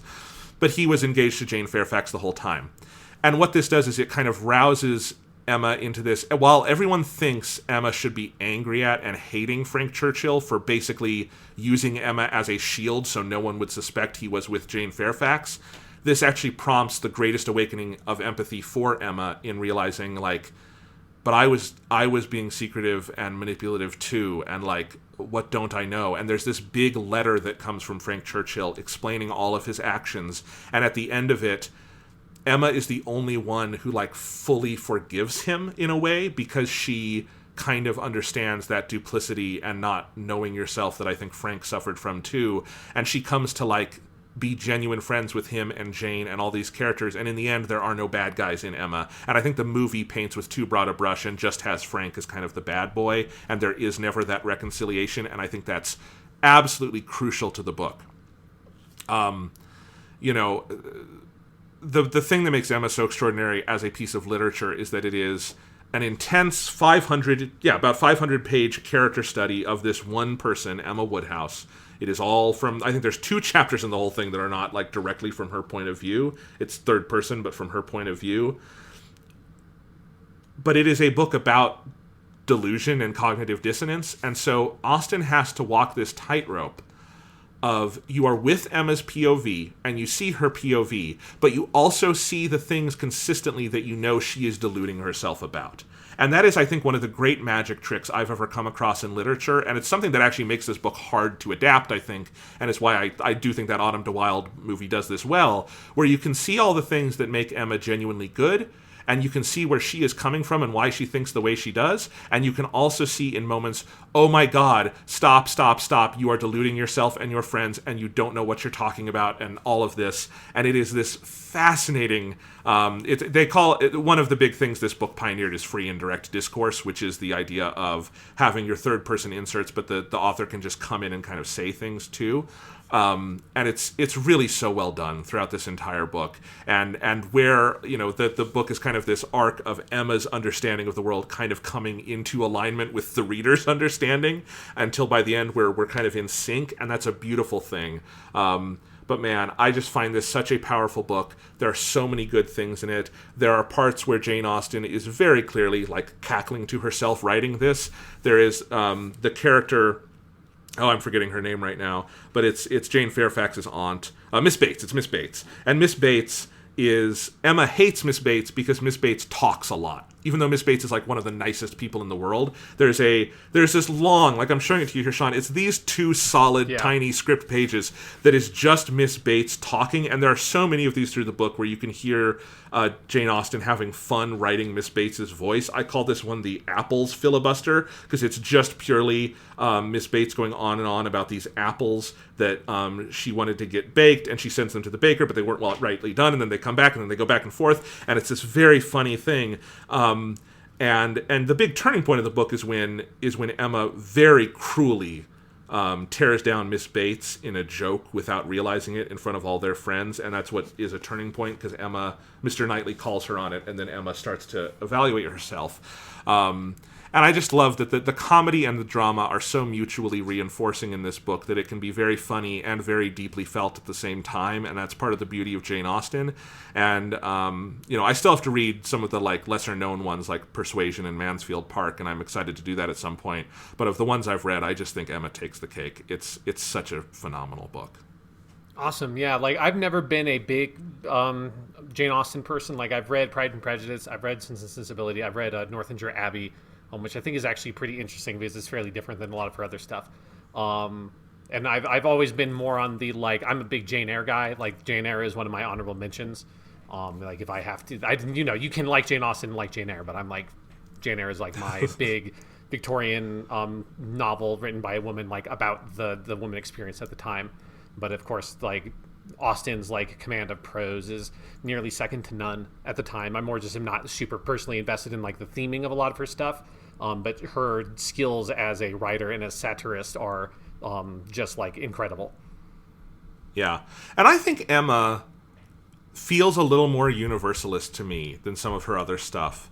And my proof for this is go watch the movie Clueless by Amy Heckerling from 1995, I think, and that is a honestly, like, surprisingly close translation of Emma into a modern day high school setting, starring Alicia Silverstone and Brittany Murphy, and it is so good. And Amy Heckerling she did Fast Times at Ridgemont High. She's a brilliant writer director, and Clueless is so funny. And I think what's so great about it is it doesn't use any of the Austen dialogue because it's set in the 1990s, but it adapts the thoughts and the feelings of that book to this basically high school clique atmosphere, and is every bit as savage and biting as Jane Austen is, but in this different setting. And it's I almost think Clueless isn't just a great fun adaptation, it's almost a great critical treatise on Emma and why it is transferable to different contexts.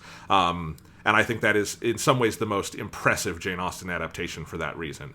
Although Ang Lee's Sense and Sensibility is a hell of a fucking movie. It's actually better than the book, because I think Sense and Sensibility is, it's a little... I can agree on that one. It's her first book, and you can see where there are growing pains, I think. Yeah. All right, very cool. It's good to have some proper Jane Austen on one of these lists. Yes. So that was your number 2.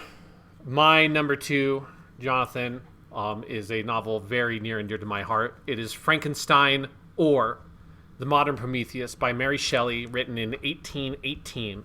And it is I would say granddaddy, but it's really the grandmommy of all of science fiction. It is like if you're talking about influence in like popular culture, and especially influence that is like deeply underestimated, because I think the popular conception of Frankenstein is really far away from the novel is.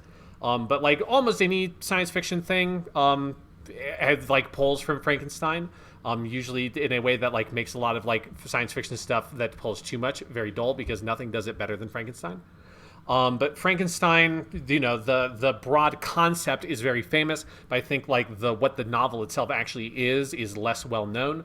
So the concept is, of course, you have Victor Frankenstein, who is your kind of mad Victorian scientist, who kind of based on experiments that were happening like in the real world at the time around electricity and galvanism, and like discovering that like the nervous system is motivated by electricity, some of that stuff. Mary Shelley writes a story of Victor using electricity to bring back this sort of like dead creature, the monster. And then the sort of movie versions that we kind of more think of have the monster as this sort of like big dumb creature that is then discriminated against because it's ugly and weird and it can't really speak or articulate itself, and then eventually the world turns against it and then kills it and like burns it in a barn or whatever, right? We tend to think of the James Whale film, which is a great movie, but is not a particularly good adaptation of the novel. It just kind of takes the premise and then does something different with it. The novel itself, Frankenstein, is this fascinating analysis in sort of like wandering, frictive discourse on the nature of humanity, of like religion, what it means to be created, and what it means to be a creation, and sort of struggling with this concept, if you like abstract it up from, if we are like Frankenstein's monster, then God is like Victor Frankenstein to us.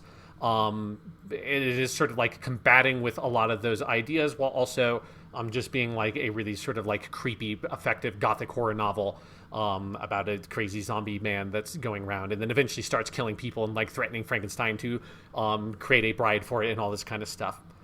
But some of the stuff I love about Frankenstein, I mean, that theming, like those themes that is dealing with on like the nature of humanity, what it means to be created, what are the obligations of a creator, like what effect does technology have on us as we move forward in time, and like the moral consequences of the advances of science. Like all those are things that are very fascinating to me.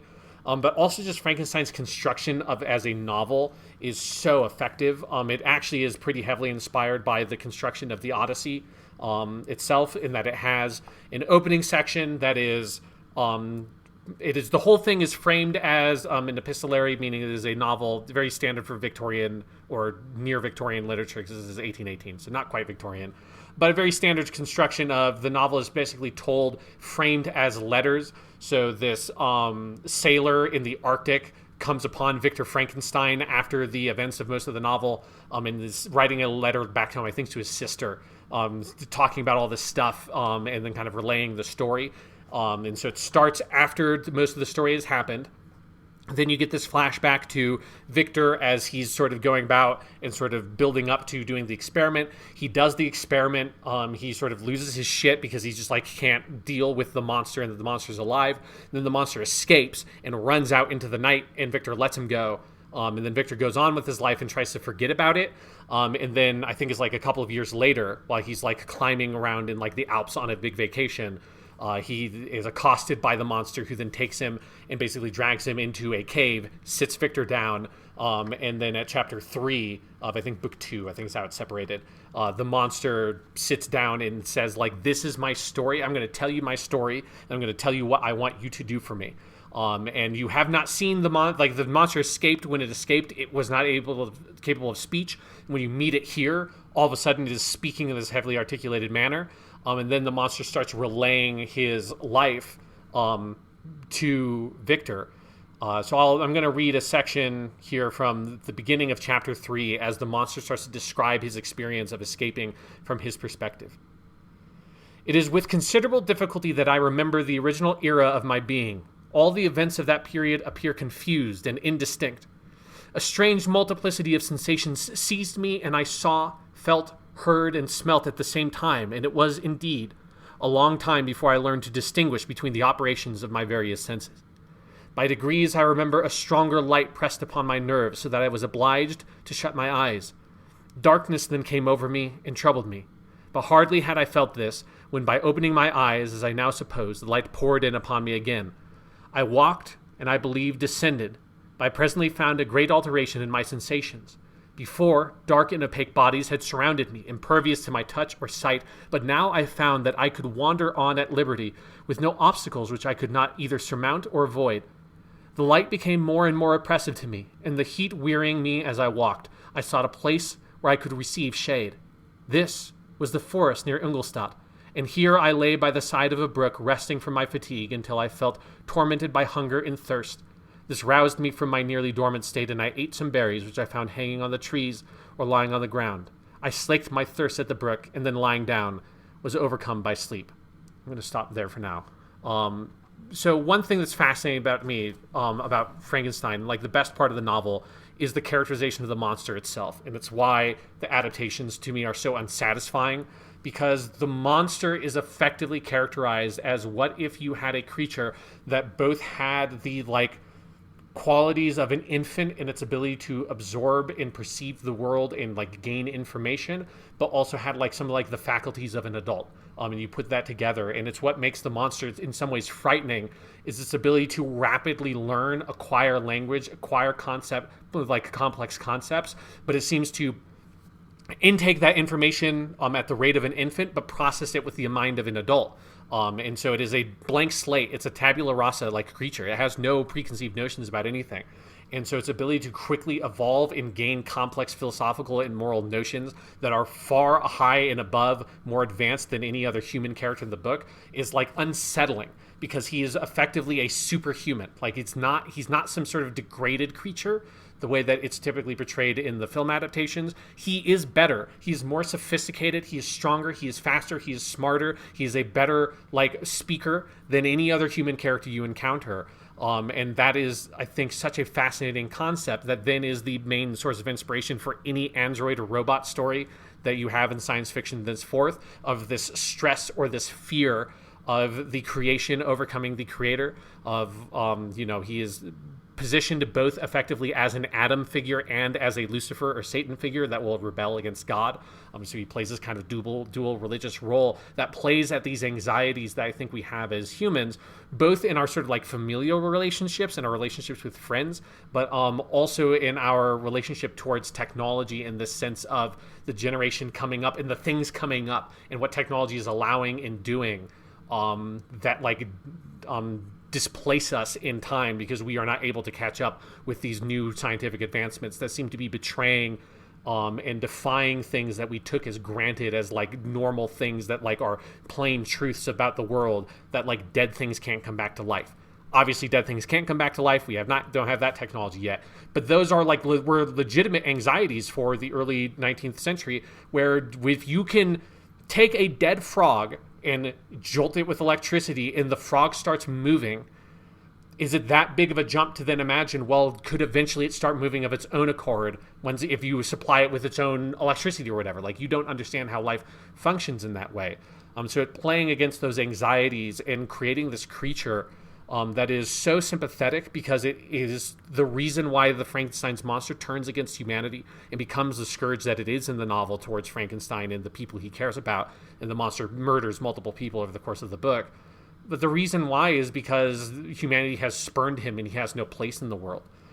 One other thing that's fascinating about Frankenstein, and you can see in that passage I just read, is it basically just presages all of psychoanalysis and its analysis of like the human condition as an infant, because every single thing I just read in that one paragraph is like, if you want to get the basic ideas of like Lacan's mirror stage and shit like that, that's all represented basically there in like a broad sense. And this is 1818. This is well before any of that stuff was actually being written and considered. It is like Mary Shelley was a fucking genius with this ability to sort of conceptualize the world from the perspective of a mind that is empty and receiving information for the first time ever, and not being able to distinguish at first objects as being separate from itself or sensations as being distinct things, and instead experiencing all sensations as one gestalt sensation. Like, that's shit that nobody else is writing about, that then would become like standard sort of elements of philosophy like almost 100 years later.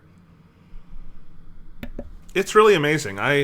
I've heard you talk about this book so much. I have successfully predicted your top 2, by the way. I wrote these down hours ago in this conversation. I bet this is his number 2, and I bet this is his number 1. Yeah. Sorry, what? I would not have thought it would be very hard, because it was one of the easiest 1s and 2s I've ever done.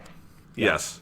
But anyway, I'm excited to hear about your number 1 in a second, because I know what that is too. But anyway, I have, last time I think I did a Barnes & Noble haul for their classics. I bought Frankenstein, so I've got it sitting on the shelf over there, and I need to read it because you talk about this all the time, and it's clearly so formative to how you think about so many of these things.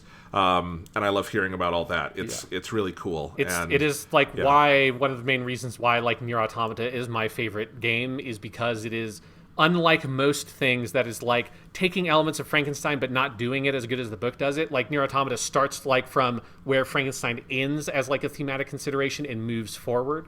It's I think the last time I talked a lot about Frankenstein on the podcast, I think was when I watched the first season of Westworld, because that was why I could see why people would maybe like that first season of Westworld, but for me it was but this is just what if someone had never read Frankenstein and didn't realize that all the things that this TV show is trying to do have already been done for 200 years. And it's like when a undergrad writes an essay and doesn't realize that their thesis for the essay, which is a whatever essay, is a very similar thesis to a very famous piece of literary criticism. And it's what was even the point of writing this, dude? You should have done more research to understand the field before you did this. I want to read one more passage. I also feel like you're... Go ahead. You go ahead. Oh, sorry. I was going to say, I also feel like you're giving a little bit of an implicit critique here, that is very important, that so much of what we ascribe to important white men really came from this woman, Mary Shelley, who for centuries people have been trying to explain how she must not have written it because she was a woman. Exactly, yeah. Because the other thing that's great about fucking Frankenstein is the story about how it was written, and the whole meeting with Byron and Percy Shelley and them, and them writing ghost stories for each other. It's very good. But I want to read the ending of the book because I find it so effective, because it's just man, the monster, Frankenstein's monster is probably my favorite character in maybe fiction, because I just think it's so good. So this is the very end of the book, where Victor goes back to the frame narrative. Victor Frankenstein has quietly passed away from illness on the ship up in the Arctic, and the guy who is our frame narrative person had left, and then he comes back in and sees this dark figure standing over Victor Frankenstein, and then they have this very long exchange. So there's 2 or 3 pages of them talking to each other. I'm obviously not going to read that whole thing, but it's all very good. But I'm going to read the last couple of paragraphs because it's the monster now basically saying his goodbyes. Farewell. I leave you, and in you the last of humankind whom these eyes will ever behold. Farewell, Frankenstein. If thou wert yet alive and yet cherished a desire of revenge against me, it would be better satiated in my life than in my destruction. But it was not so. Thou didst seek my extinction that I might not cause greater wretchedness. And if yet in some mode unknown to me thou hast not yet ceased to think and feel, thou desirest not my life for my own misery. Blasted as thou wert, my agony was still superior to thine, for the bitter sting of remorse may not cease to rankle in my wounds until death shall close them forever. But soon, he cried with sad and solemn enthusiasm, I shall die, and what I now feel be no longer felt. Soon these burning miseries will be extinct. I shall ascend to my funeral pyre triumphantly, and exult in the agony of the torturing flames. The light of that conflagration will fade away. My ashes will be swept into the sea by the winds. My spirit will sleep in peace. Or, if it thinks, it will not surely think thus. Farewell. He sprung from the cabin window, as he said this, upon the ice raft which lay close to the vessel. He was soon borne away by the waves, and lost in darkness and distance. The end. Fuck, that's good. Yeah, it's good. It's have good, you but... have you ever seen the Kenneth Branagh movie? Is that the one that has De Niro as the monster? Yeah, yes. Yeah, I've seen that. It's a better, it's closer to the book, but it's also just it's not. It's a horrible movie. It's one of the worst movies I've ever seen because it is closer to the letter of the book. Mm-hmm. But what you just read so explains how it misses the spirit, because that is kind of this it's built around the monster's verbiage, and then it is this quiet, he disappeared, Yes. And the way the movie does it at the end is he burns himself on an ice floe with Frankenstein, and there's this like massive music. It's one of the most overwrought movies I've ever seen. Like, it is dialed up to 11 at all times, and it is just like so over the top. It misses all the nuance. And it's hilarious. Like, listen to what Sean just read and then go watch that scene, and it's like, what were they smoking? Also, Robert De Niro just... It's an interesting casting choice, but it didn't work. Yeah, I think it's like a hard adaptation to make, and yeah, I had not seen that movie since high school, and I had forgotten that that's how it ended, but now it's like I'm remembering it, because it's basically, it's like taking like broadly what the monster is like vaguely describing he is planning on doing to himself, but you don't actually see, but then you show it in the movie. It's like kind of not the point of the ending. Like, you're supposed to sort of like vaguely think about the flame of conflagration that he describes as like more of a metaphor than literally he's just going to light himself on fire in this big like dramatic moment. Yes. Because they already give you a perfect cinematic visual at the end there of him slinking off into the night on the ice. Like, yes. That's a great conclusion that you could do cinematically, but I mean, Kenneth Branagh never met a obvious metaphor he didn't love. So, and sometimes that works. His Hamlet is very good. His Frankenstein, not so much. All right. Anything else to say about Mr. Frankenstein?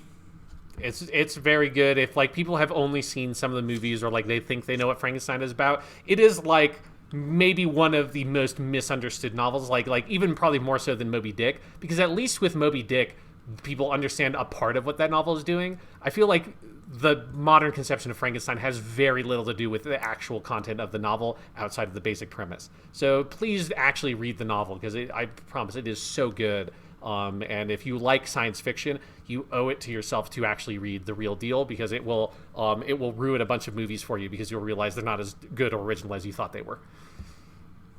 But how much sperm is there in the book? Not enough, unfortunately. There could be more. I don't know if the monster himself has sperm. Like, I don't know if the Frankenstein's wife or the monster's wife had ever been created, if he could reproduce or not. But I wish we could have found out. I wish that he could have found out, that poor monster, but he never got to know. All right. My number one, my favorite book of all time, is Dragon Ball Volume 16 by Akira Toriyama. The fight, Goku and Piccolo, at the 23rd Tenkaichi Budokai. It's just that good. It's the best Dragon Ball fight. Okay, I'm not going to keep this going that long. But Dragon Ball Volume 16 is extremely good.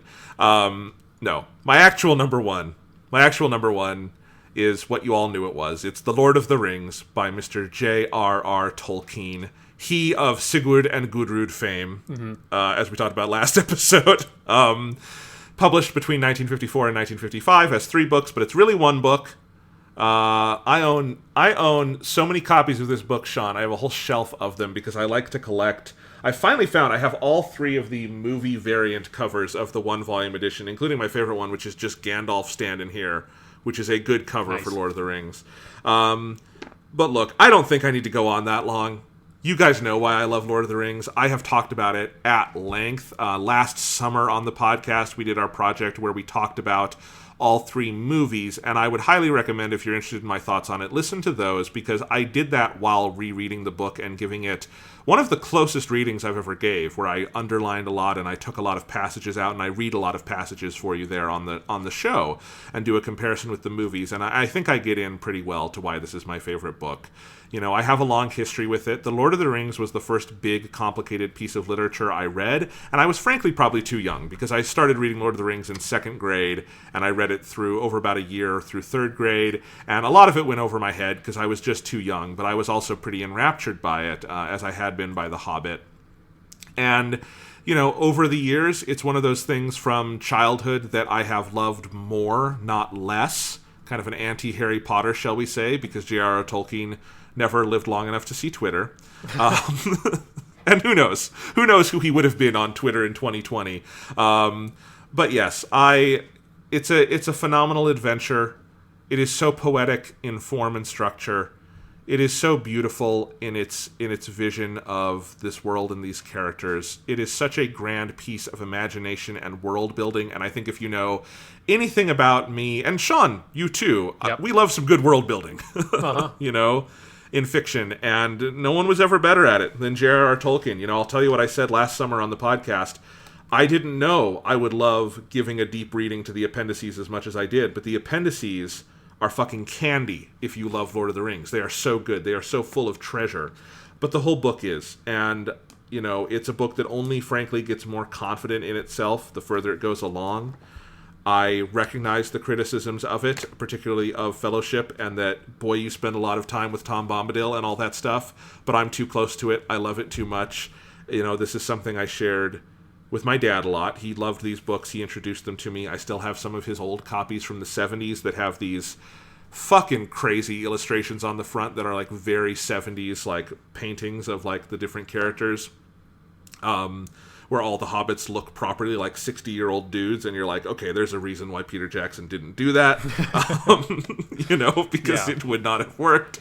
But I just, you know, I love these books so much. I love the movies too, but I get lost in The Lord of the Rings when I read it. It is, I don't know if I can say it any better than it is. It's just a part of me.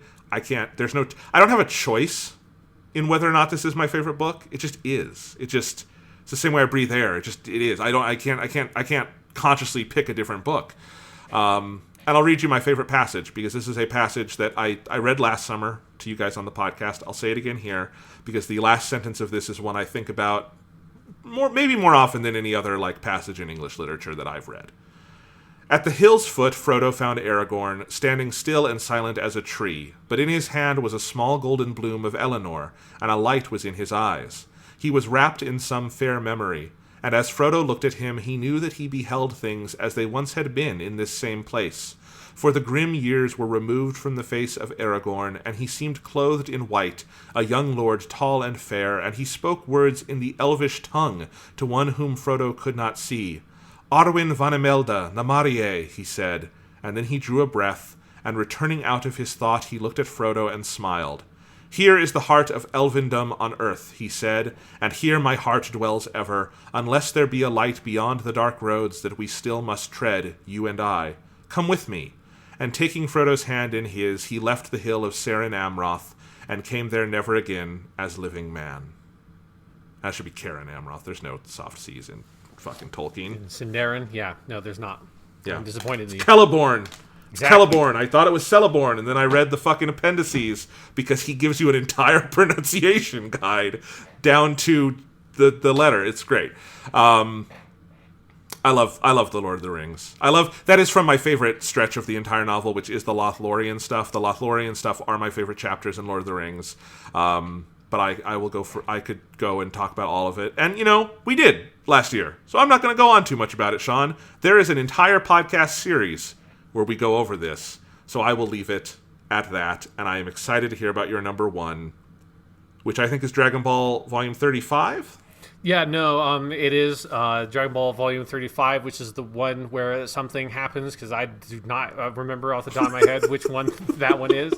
I think you'd be in the late Cell arc at that point. Yeah. On the Lord of the Rings really quick, because I just, I want to say I'm very happy that you had it as your number one, because I just assumed it would be, and it made it very easy for me to be like, I'm just going to save a spot for me on my list, because, like, the Lord of the Rings is very close to being on there, and I was like, but it's just going to be on Jonathan's list, and it's just to save the space, we can talk about more books, so I'll let you have it, and it is, fucking great. So, Lord of the Rings, 2 thumbs up. Well, and what's part of the fun now is that we have no overlap, so we get to talk about 20 different books, which is cool. Yes, we didn't not get to do the thing that makes these podcasts way shorter, when we can just collapse entries together, because, because these are 2 very different lists. All right. So for my number one, Jonathan, I think I want to just introduce it with a quotation, and I think people will figure out where I'm pulling this from, because it is has maybe like the best first sentence in anything.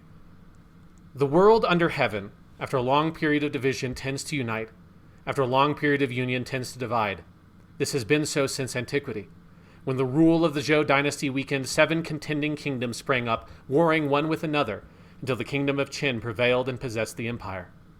But when Qin's dynasty had been fulfilled, arose 2 opposing kingdoms, Chu and Han, to fight for their mastery. Han was the victor.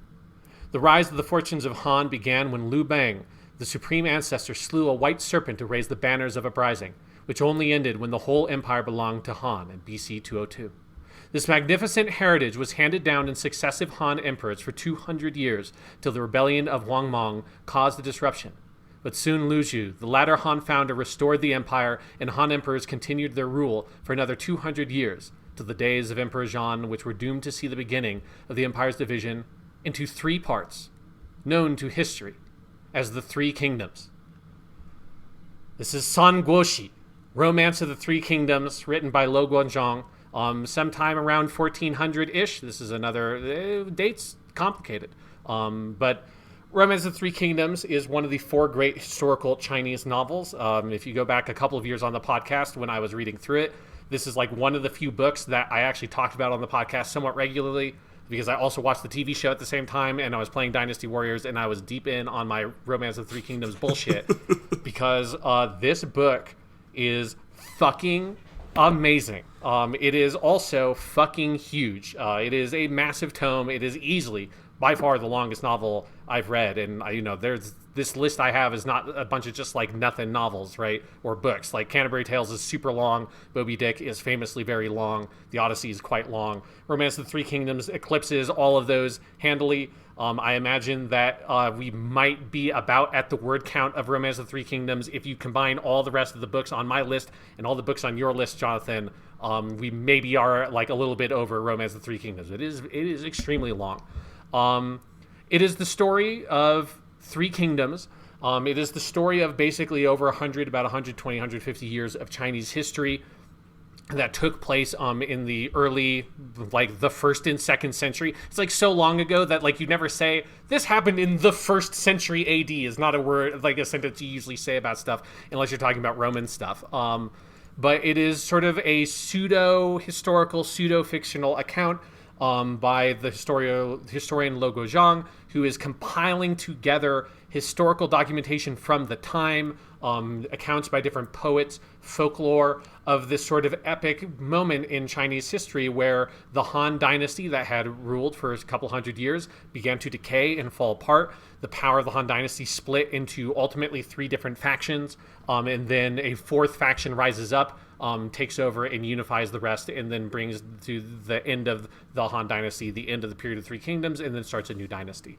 And so it is an incredibly detailed account of many, many, many different characters. I mean, hundreds of different characters. So many characters that Dynasty Warriors games were on the 9th one, and they're still nowhere near running out of new people to put in those games. And they've got like 90-something people in them at this point.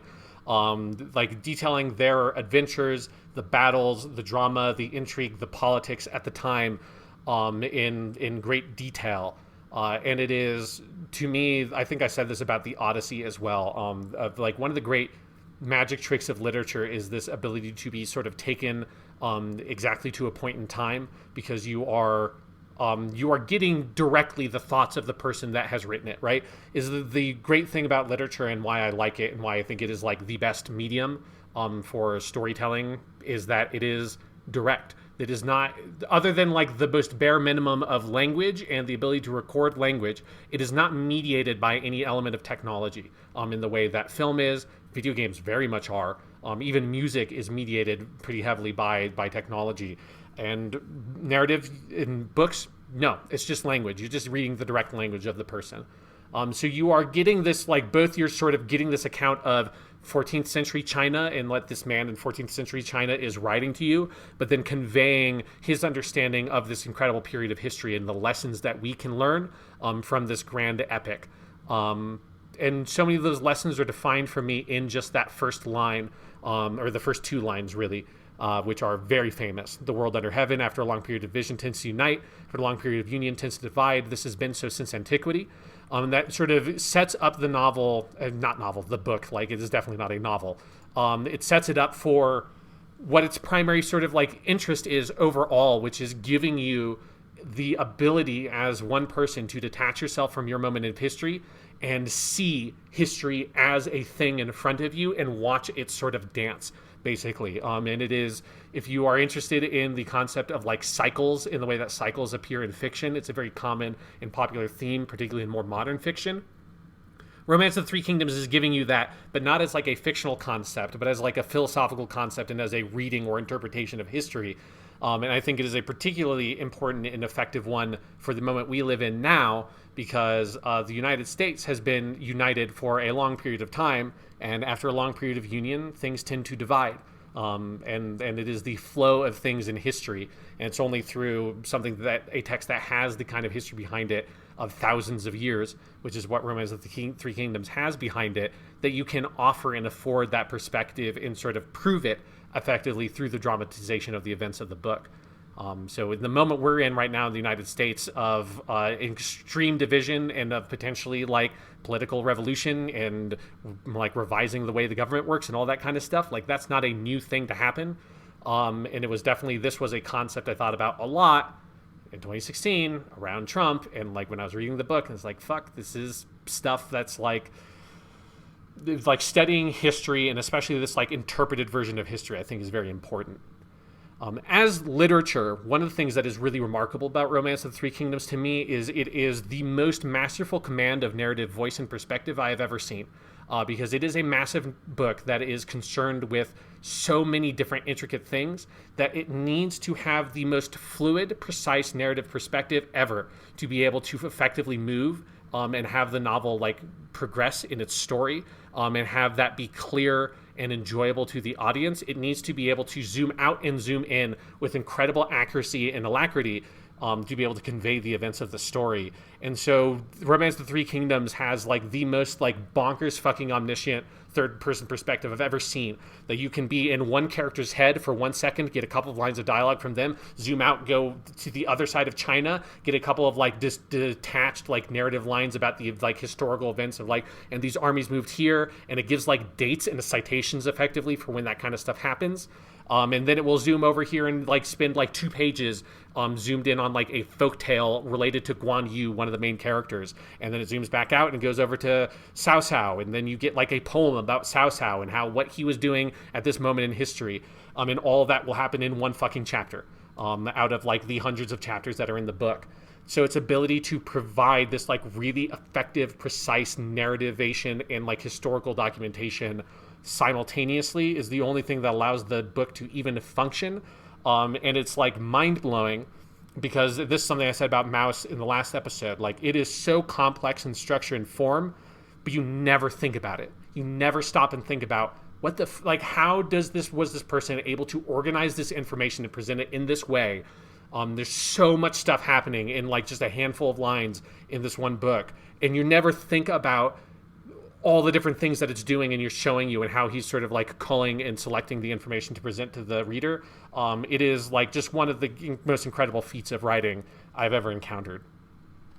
So I want to read a prolonged section from the book, just to like give people a taste, because this is definitely probably, like, I'm going to guess maybe nobody listening to this has ever read anything from Romance of the Three Kingdoms, because it's not a hugely widely read novel in English.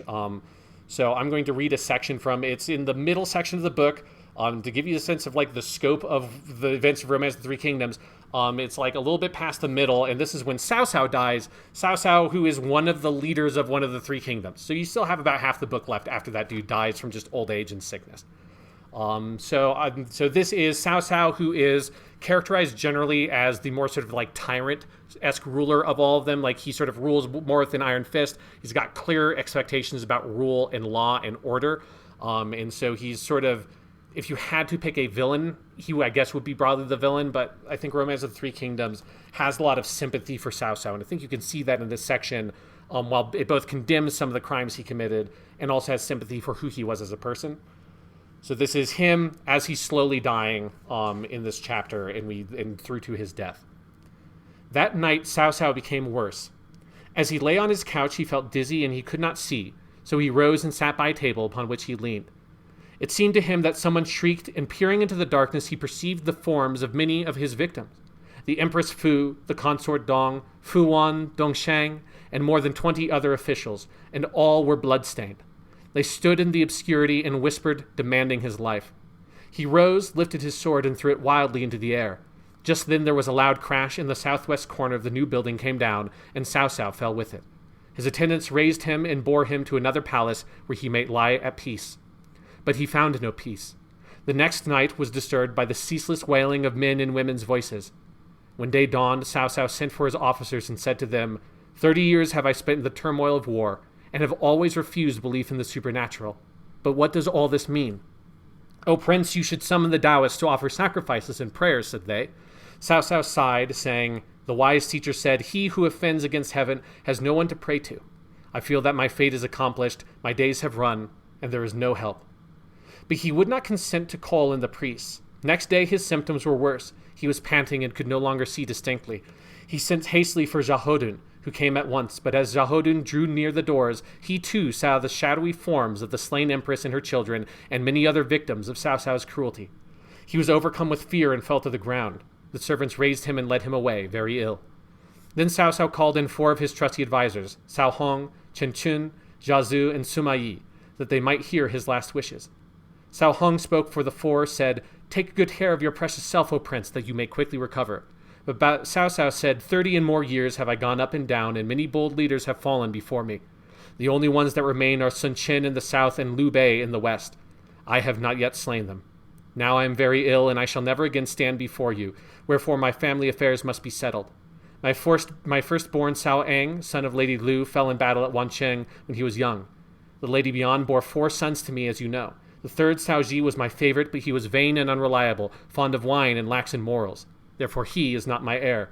My second son, Zhao Shang, is valiant but imprudent.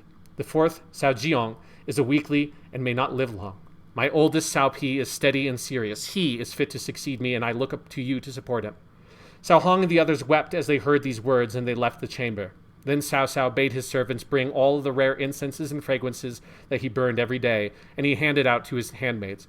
And he said to them, after my death you must diligently attend to your womanly labors. You can make silken shoes for sale, and so earn your own living. He also bade them go on living in the Bronze Bird Pavilion and celebrate a daily sacrifice for him, with music by the singing women and presentation of the eatables laid before his table. Next, he commanded that 72 sites for a tomb should be selected near Zhangwu, that no one should know his actual burying place, lest his remains should be dug up. And when these final orders had been given, he sighed a few times, shed some tears, and died. He was 66, and passed away in the first month of the 25th year of rebuilt tranquility. A certain poet composed a song of Yejun expressing sympathy for Cao Cao, which is given here. I stood in Yejun and saw the river Zhang go gliding by. I thought no common human ever rose from such a place, or he was great in war, a poet, or an artist skilled, perchance a model minister or a son, or famous for fraternal duty shown. The thoughts of heroes are not ours to judge, nor are their actions for our eyes to see. A man may stand the first in merit, then his crimes may brand him chief of criminals, and so his reputation is fair and foul. His literary gifts may bear the mark of genius. He may be a ruler born, but this is certain. He will stand above his fellows, herding not with common people, takes he the field, then is he bold in fight. Would he a mansion build? A palace springs, and all things great his genius masters him. And such was Cao Cao. He could never be obedient. He, a rebel, was foredoomed. He seized and ruled, but hungered for more power, became a prince, and still was not content. And yet this man of glorious career, when gripped by sickness, wept as might a child. Full well he knew, when on the bed of death, that all is vanity and nothing worth his latest acts were kindly. Simple gifts of fragrant incense gave he to the maids. Ah, the ancient splendid deeds or secret thoughts we may not measure with our puny rule, but criticize them pedants as ye may, the mighty dead will smile at what you say. And so that is one section, one of my favorite sections of the novel, where you get this Cao Cao. It's very Macbeth-esque, where he sees these hallucinations of the people he has committed crimes against in his bid for power and to rule his country. But it also, that moment of giving this poem, which as far as I understand is a real old Chinese poem that predates Romance of the Three Kingdoms, that shows this sympathy to Cao Cao. And it is this way that Romance of the Three Kingdoms is trying to give you this broader perspective. That's like, yes, he is, compared to the others, more of a tyrant. That's kind of how he's known in history. And yet at the same time, what this man did, he did for his beliefs for a unified China, because all three of the kingdoms are fighting to unify China under what they feel is the most rightful rule, and to help people because the people are hurt under war and plague and famine, because the Han Dynasty falls apart because everything is falling apart, and they need to help people. And it is Romance of the Three Kingdoms. Like, just reading that passage, it makes me really emotional, because the way the book gives you this window into the lives of these people who are struggling so hard and going through so much, they're the tides of history, to try to accomplish something so much more than what they are, to try to do something for the whole of their country, the things that they believe in. And the thing about Romance of the Three Kingdoms is that they all fail. All the characters you follow through the whole novel, none of them succeed. The person who unifies all of China is someone you don't meet until the 800th page of the version of the book that I have. And they are not a character you've been with the whole time. All these men hold these incredible ambitions, and none of them can succeed them, because that is what history and time is. And everyone leaves something left undone. And it is just this incredible thing that you can only get the kind of perspective and emotions from the book by having this such wide perspective, with then the time to go in and focus in on this one moment with Cao Cao, that is dramatic, a little bit more dramatized than some sections of the novel. But then the moment he dies, it's one sentence. It's he laid down, he wept some tears, and then he died, and that's it. It's not, he doesn't give some grand speech. He just passes away quietly in the night, and then you get a small poem memorializing him, and then you move on to the next section of history, because that is how time works. And there's no work of literature that I have read that is able to communicate such a profound, deep, perspective shifting, paradigm shifting concept like that than Romance of the Three Kingdoms, which is why it is my favorite book that I have read. Well, wonderful. I want to talk about translation really quick and how people can read this book, because I've been looking into it, because at some point when I have time to read my own shit, I want to read this. Yeah. Yours is Brewitt Taylor, right? Yes. Yeah. Mine is translated by C.H. Brewitt Taylor. Which one of the main reasons why I bought this version was honestly just because I wanted the whole thing in one volume, because I was taking it around with me a bunch of places, and I didn't want to put multiple ones in my backpack and stuff like that. Well, and so, because I've been researching this, and the Brewitt Taylor one is the earliest English translation. It's from the 20s. That's why it's I think the one you have is it's an open source book that gets published by Amazon. Yeah. Because I have the ebook version of that too. And people like that translation. The most popular one seems to be Moss Roberts. That one was done throughout the back half of the 20th century, and he finished it in 1991. And you can get that either as an abridged version or a two-part full book, the full text, although that one's priced kind of like a textbook. Each book is $35, so it would be $70 to get the whole thing. There is a newer translation that came out recently by Yu Sumei, and it's published by Tuttle, and it's the most public accessible one, because it's 3 volumes, but they're trade paperbacks, so they're only $15 a piece. And I've been looking at them, and that one I might wind up reading, because it has the notes and everything just integrated into the text, instead of in an appendix in a 3rd volume or something. But I've been looking at the text. Let me give the first line just of each of them, because I think this is interesting. Because the one you read, so the Brewitt Taylor has, and I agree, great first sentence: the world under heaven, after a long period of division, tends to unite. After a long period of unison, it tends to divide. This has been so since antiquity. Moss Roberts says, here begins our tale. The empire, long divided, must unite. Long united, must divide. Thus it has ever been. His is kind of the briefest. And then the new one by Yu Sumei, which is specifically, the new one is supposed to be more readable for modern audiences. Unity succeeds division, and division follows unity. One is bound to be replaced by the other after a long span of time. This is the way with things in the world. I don't like that one as much because it's not as declarative, but they seem like they're all good options. So I just wanted to give people a quick overview, because these books in translation are sometimes tough to get a handle on. Yeah, and I would say, I think one of the things about Romance of the Three Kingdoms is, as long as it's a decent-ish translation, I think at some point it's not that important, because what is good about the book is less about the specific phrasing, and it is the what it is communicating. And so I think as long as it's getting that across, I will say that I think one of the things I like about the Brewitt Taylor translation is that It just like leaves fragments of the Chinese language are just like evident in the way he's translating. So like the phrase "the world under heaven" is a clear, like, because I can understand a little bit of that from my knowledge of kanji from Japanese, because you have the word in Japanese tenka, which is the kanji for heaven and the kanji for below, which is a concept of, it's like how you say like the world in some way. And it means the world under heaven, and it's a Chinese concept that then became a Japanese word. And there's just a lot of that kind of stuff that like you can feel the remnants of the original language in the translation, and that personally is like what I like in translations, is I want it to feel a little bit off almost in English, because I want it to try to communicate to me more effectively what rhetorically the original language is doing, with some of like the structures of how it's put together. So it's like the world under heaven is not a way you'd normally phrase something in English, but it sounds proper to me. Like it sounds like it's got the proper weight behind it, because it's trying to preserve some of like what the Chinese is doing linguistically. Right. Tenka, we all know that word because it's the Tenka in Tenkaichi Budokai. Yes. Strongest Under the Heavens martial arts tournament. I think that's cool. Charles Henry Brewitt Taylor, who did that one, he wrote it in 1925, and he was an official in the Chinese Maritime Customs Service. So he had just like an interesting perspective on things, I imagine, writing that book. Less of like a scholar than someone who was like working on the ground, you know? Yeah.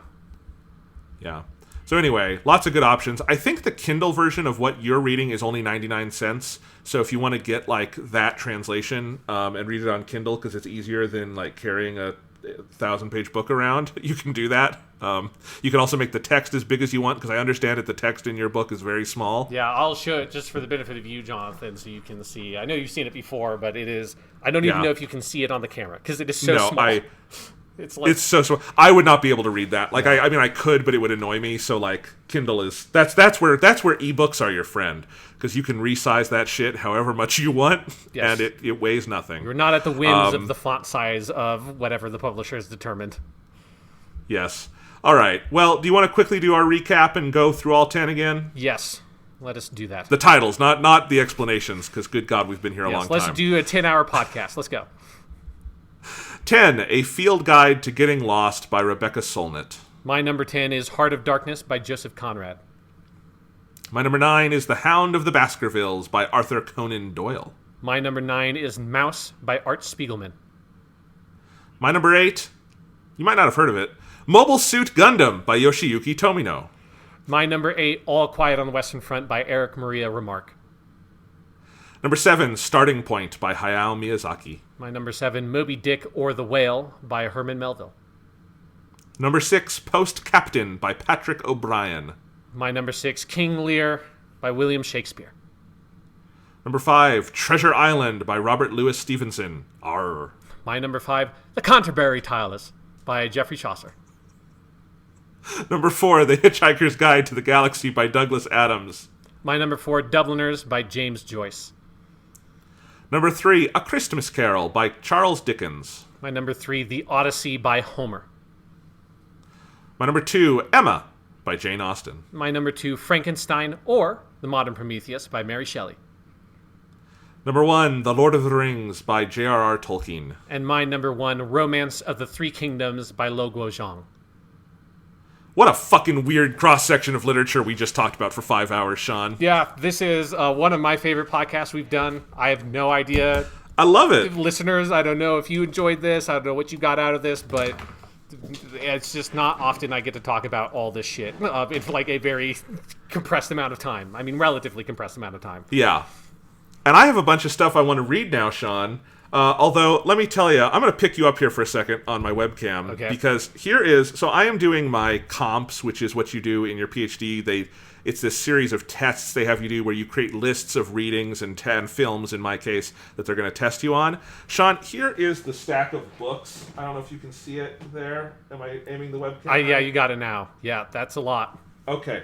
That's just the physical books I have. I have a lot of PDFs. I have more PDFs than books. So I will not be reading for fun until February. But next time I get to read for fun, I have your list, and I have Romance of the Three Kingdoms is like my number 1. I want to read it, and maybe Moby Dick.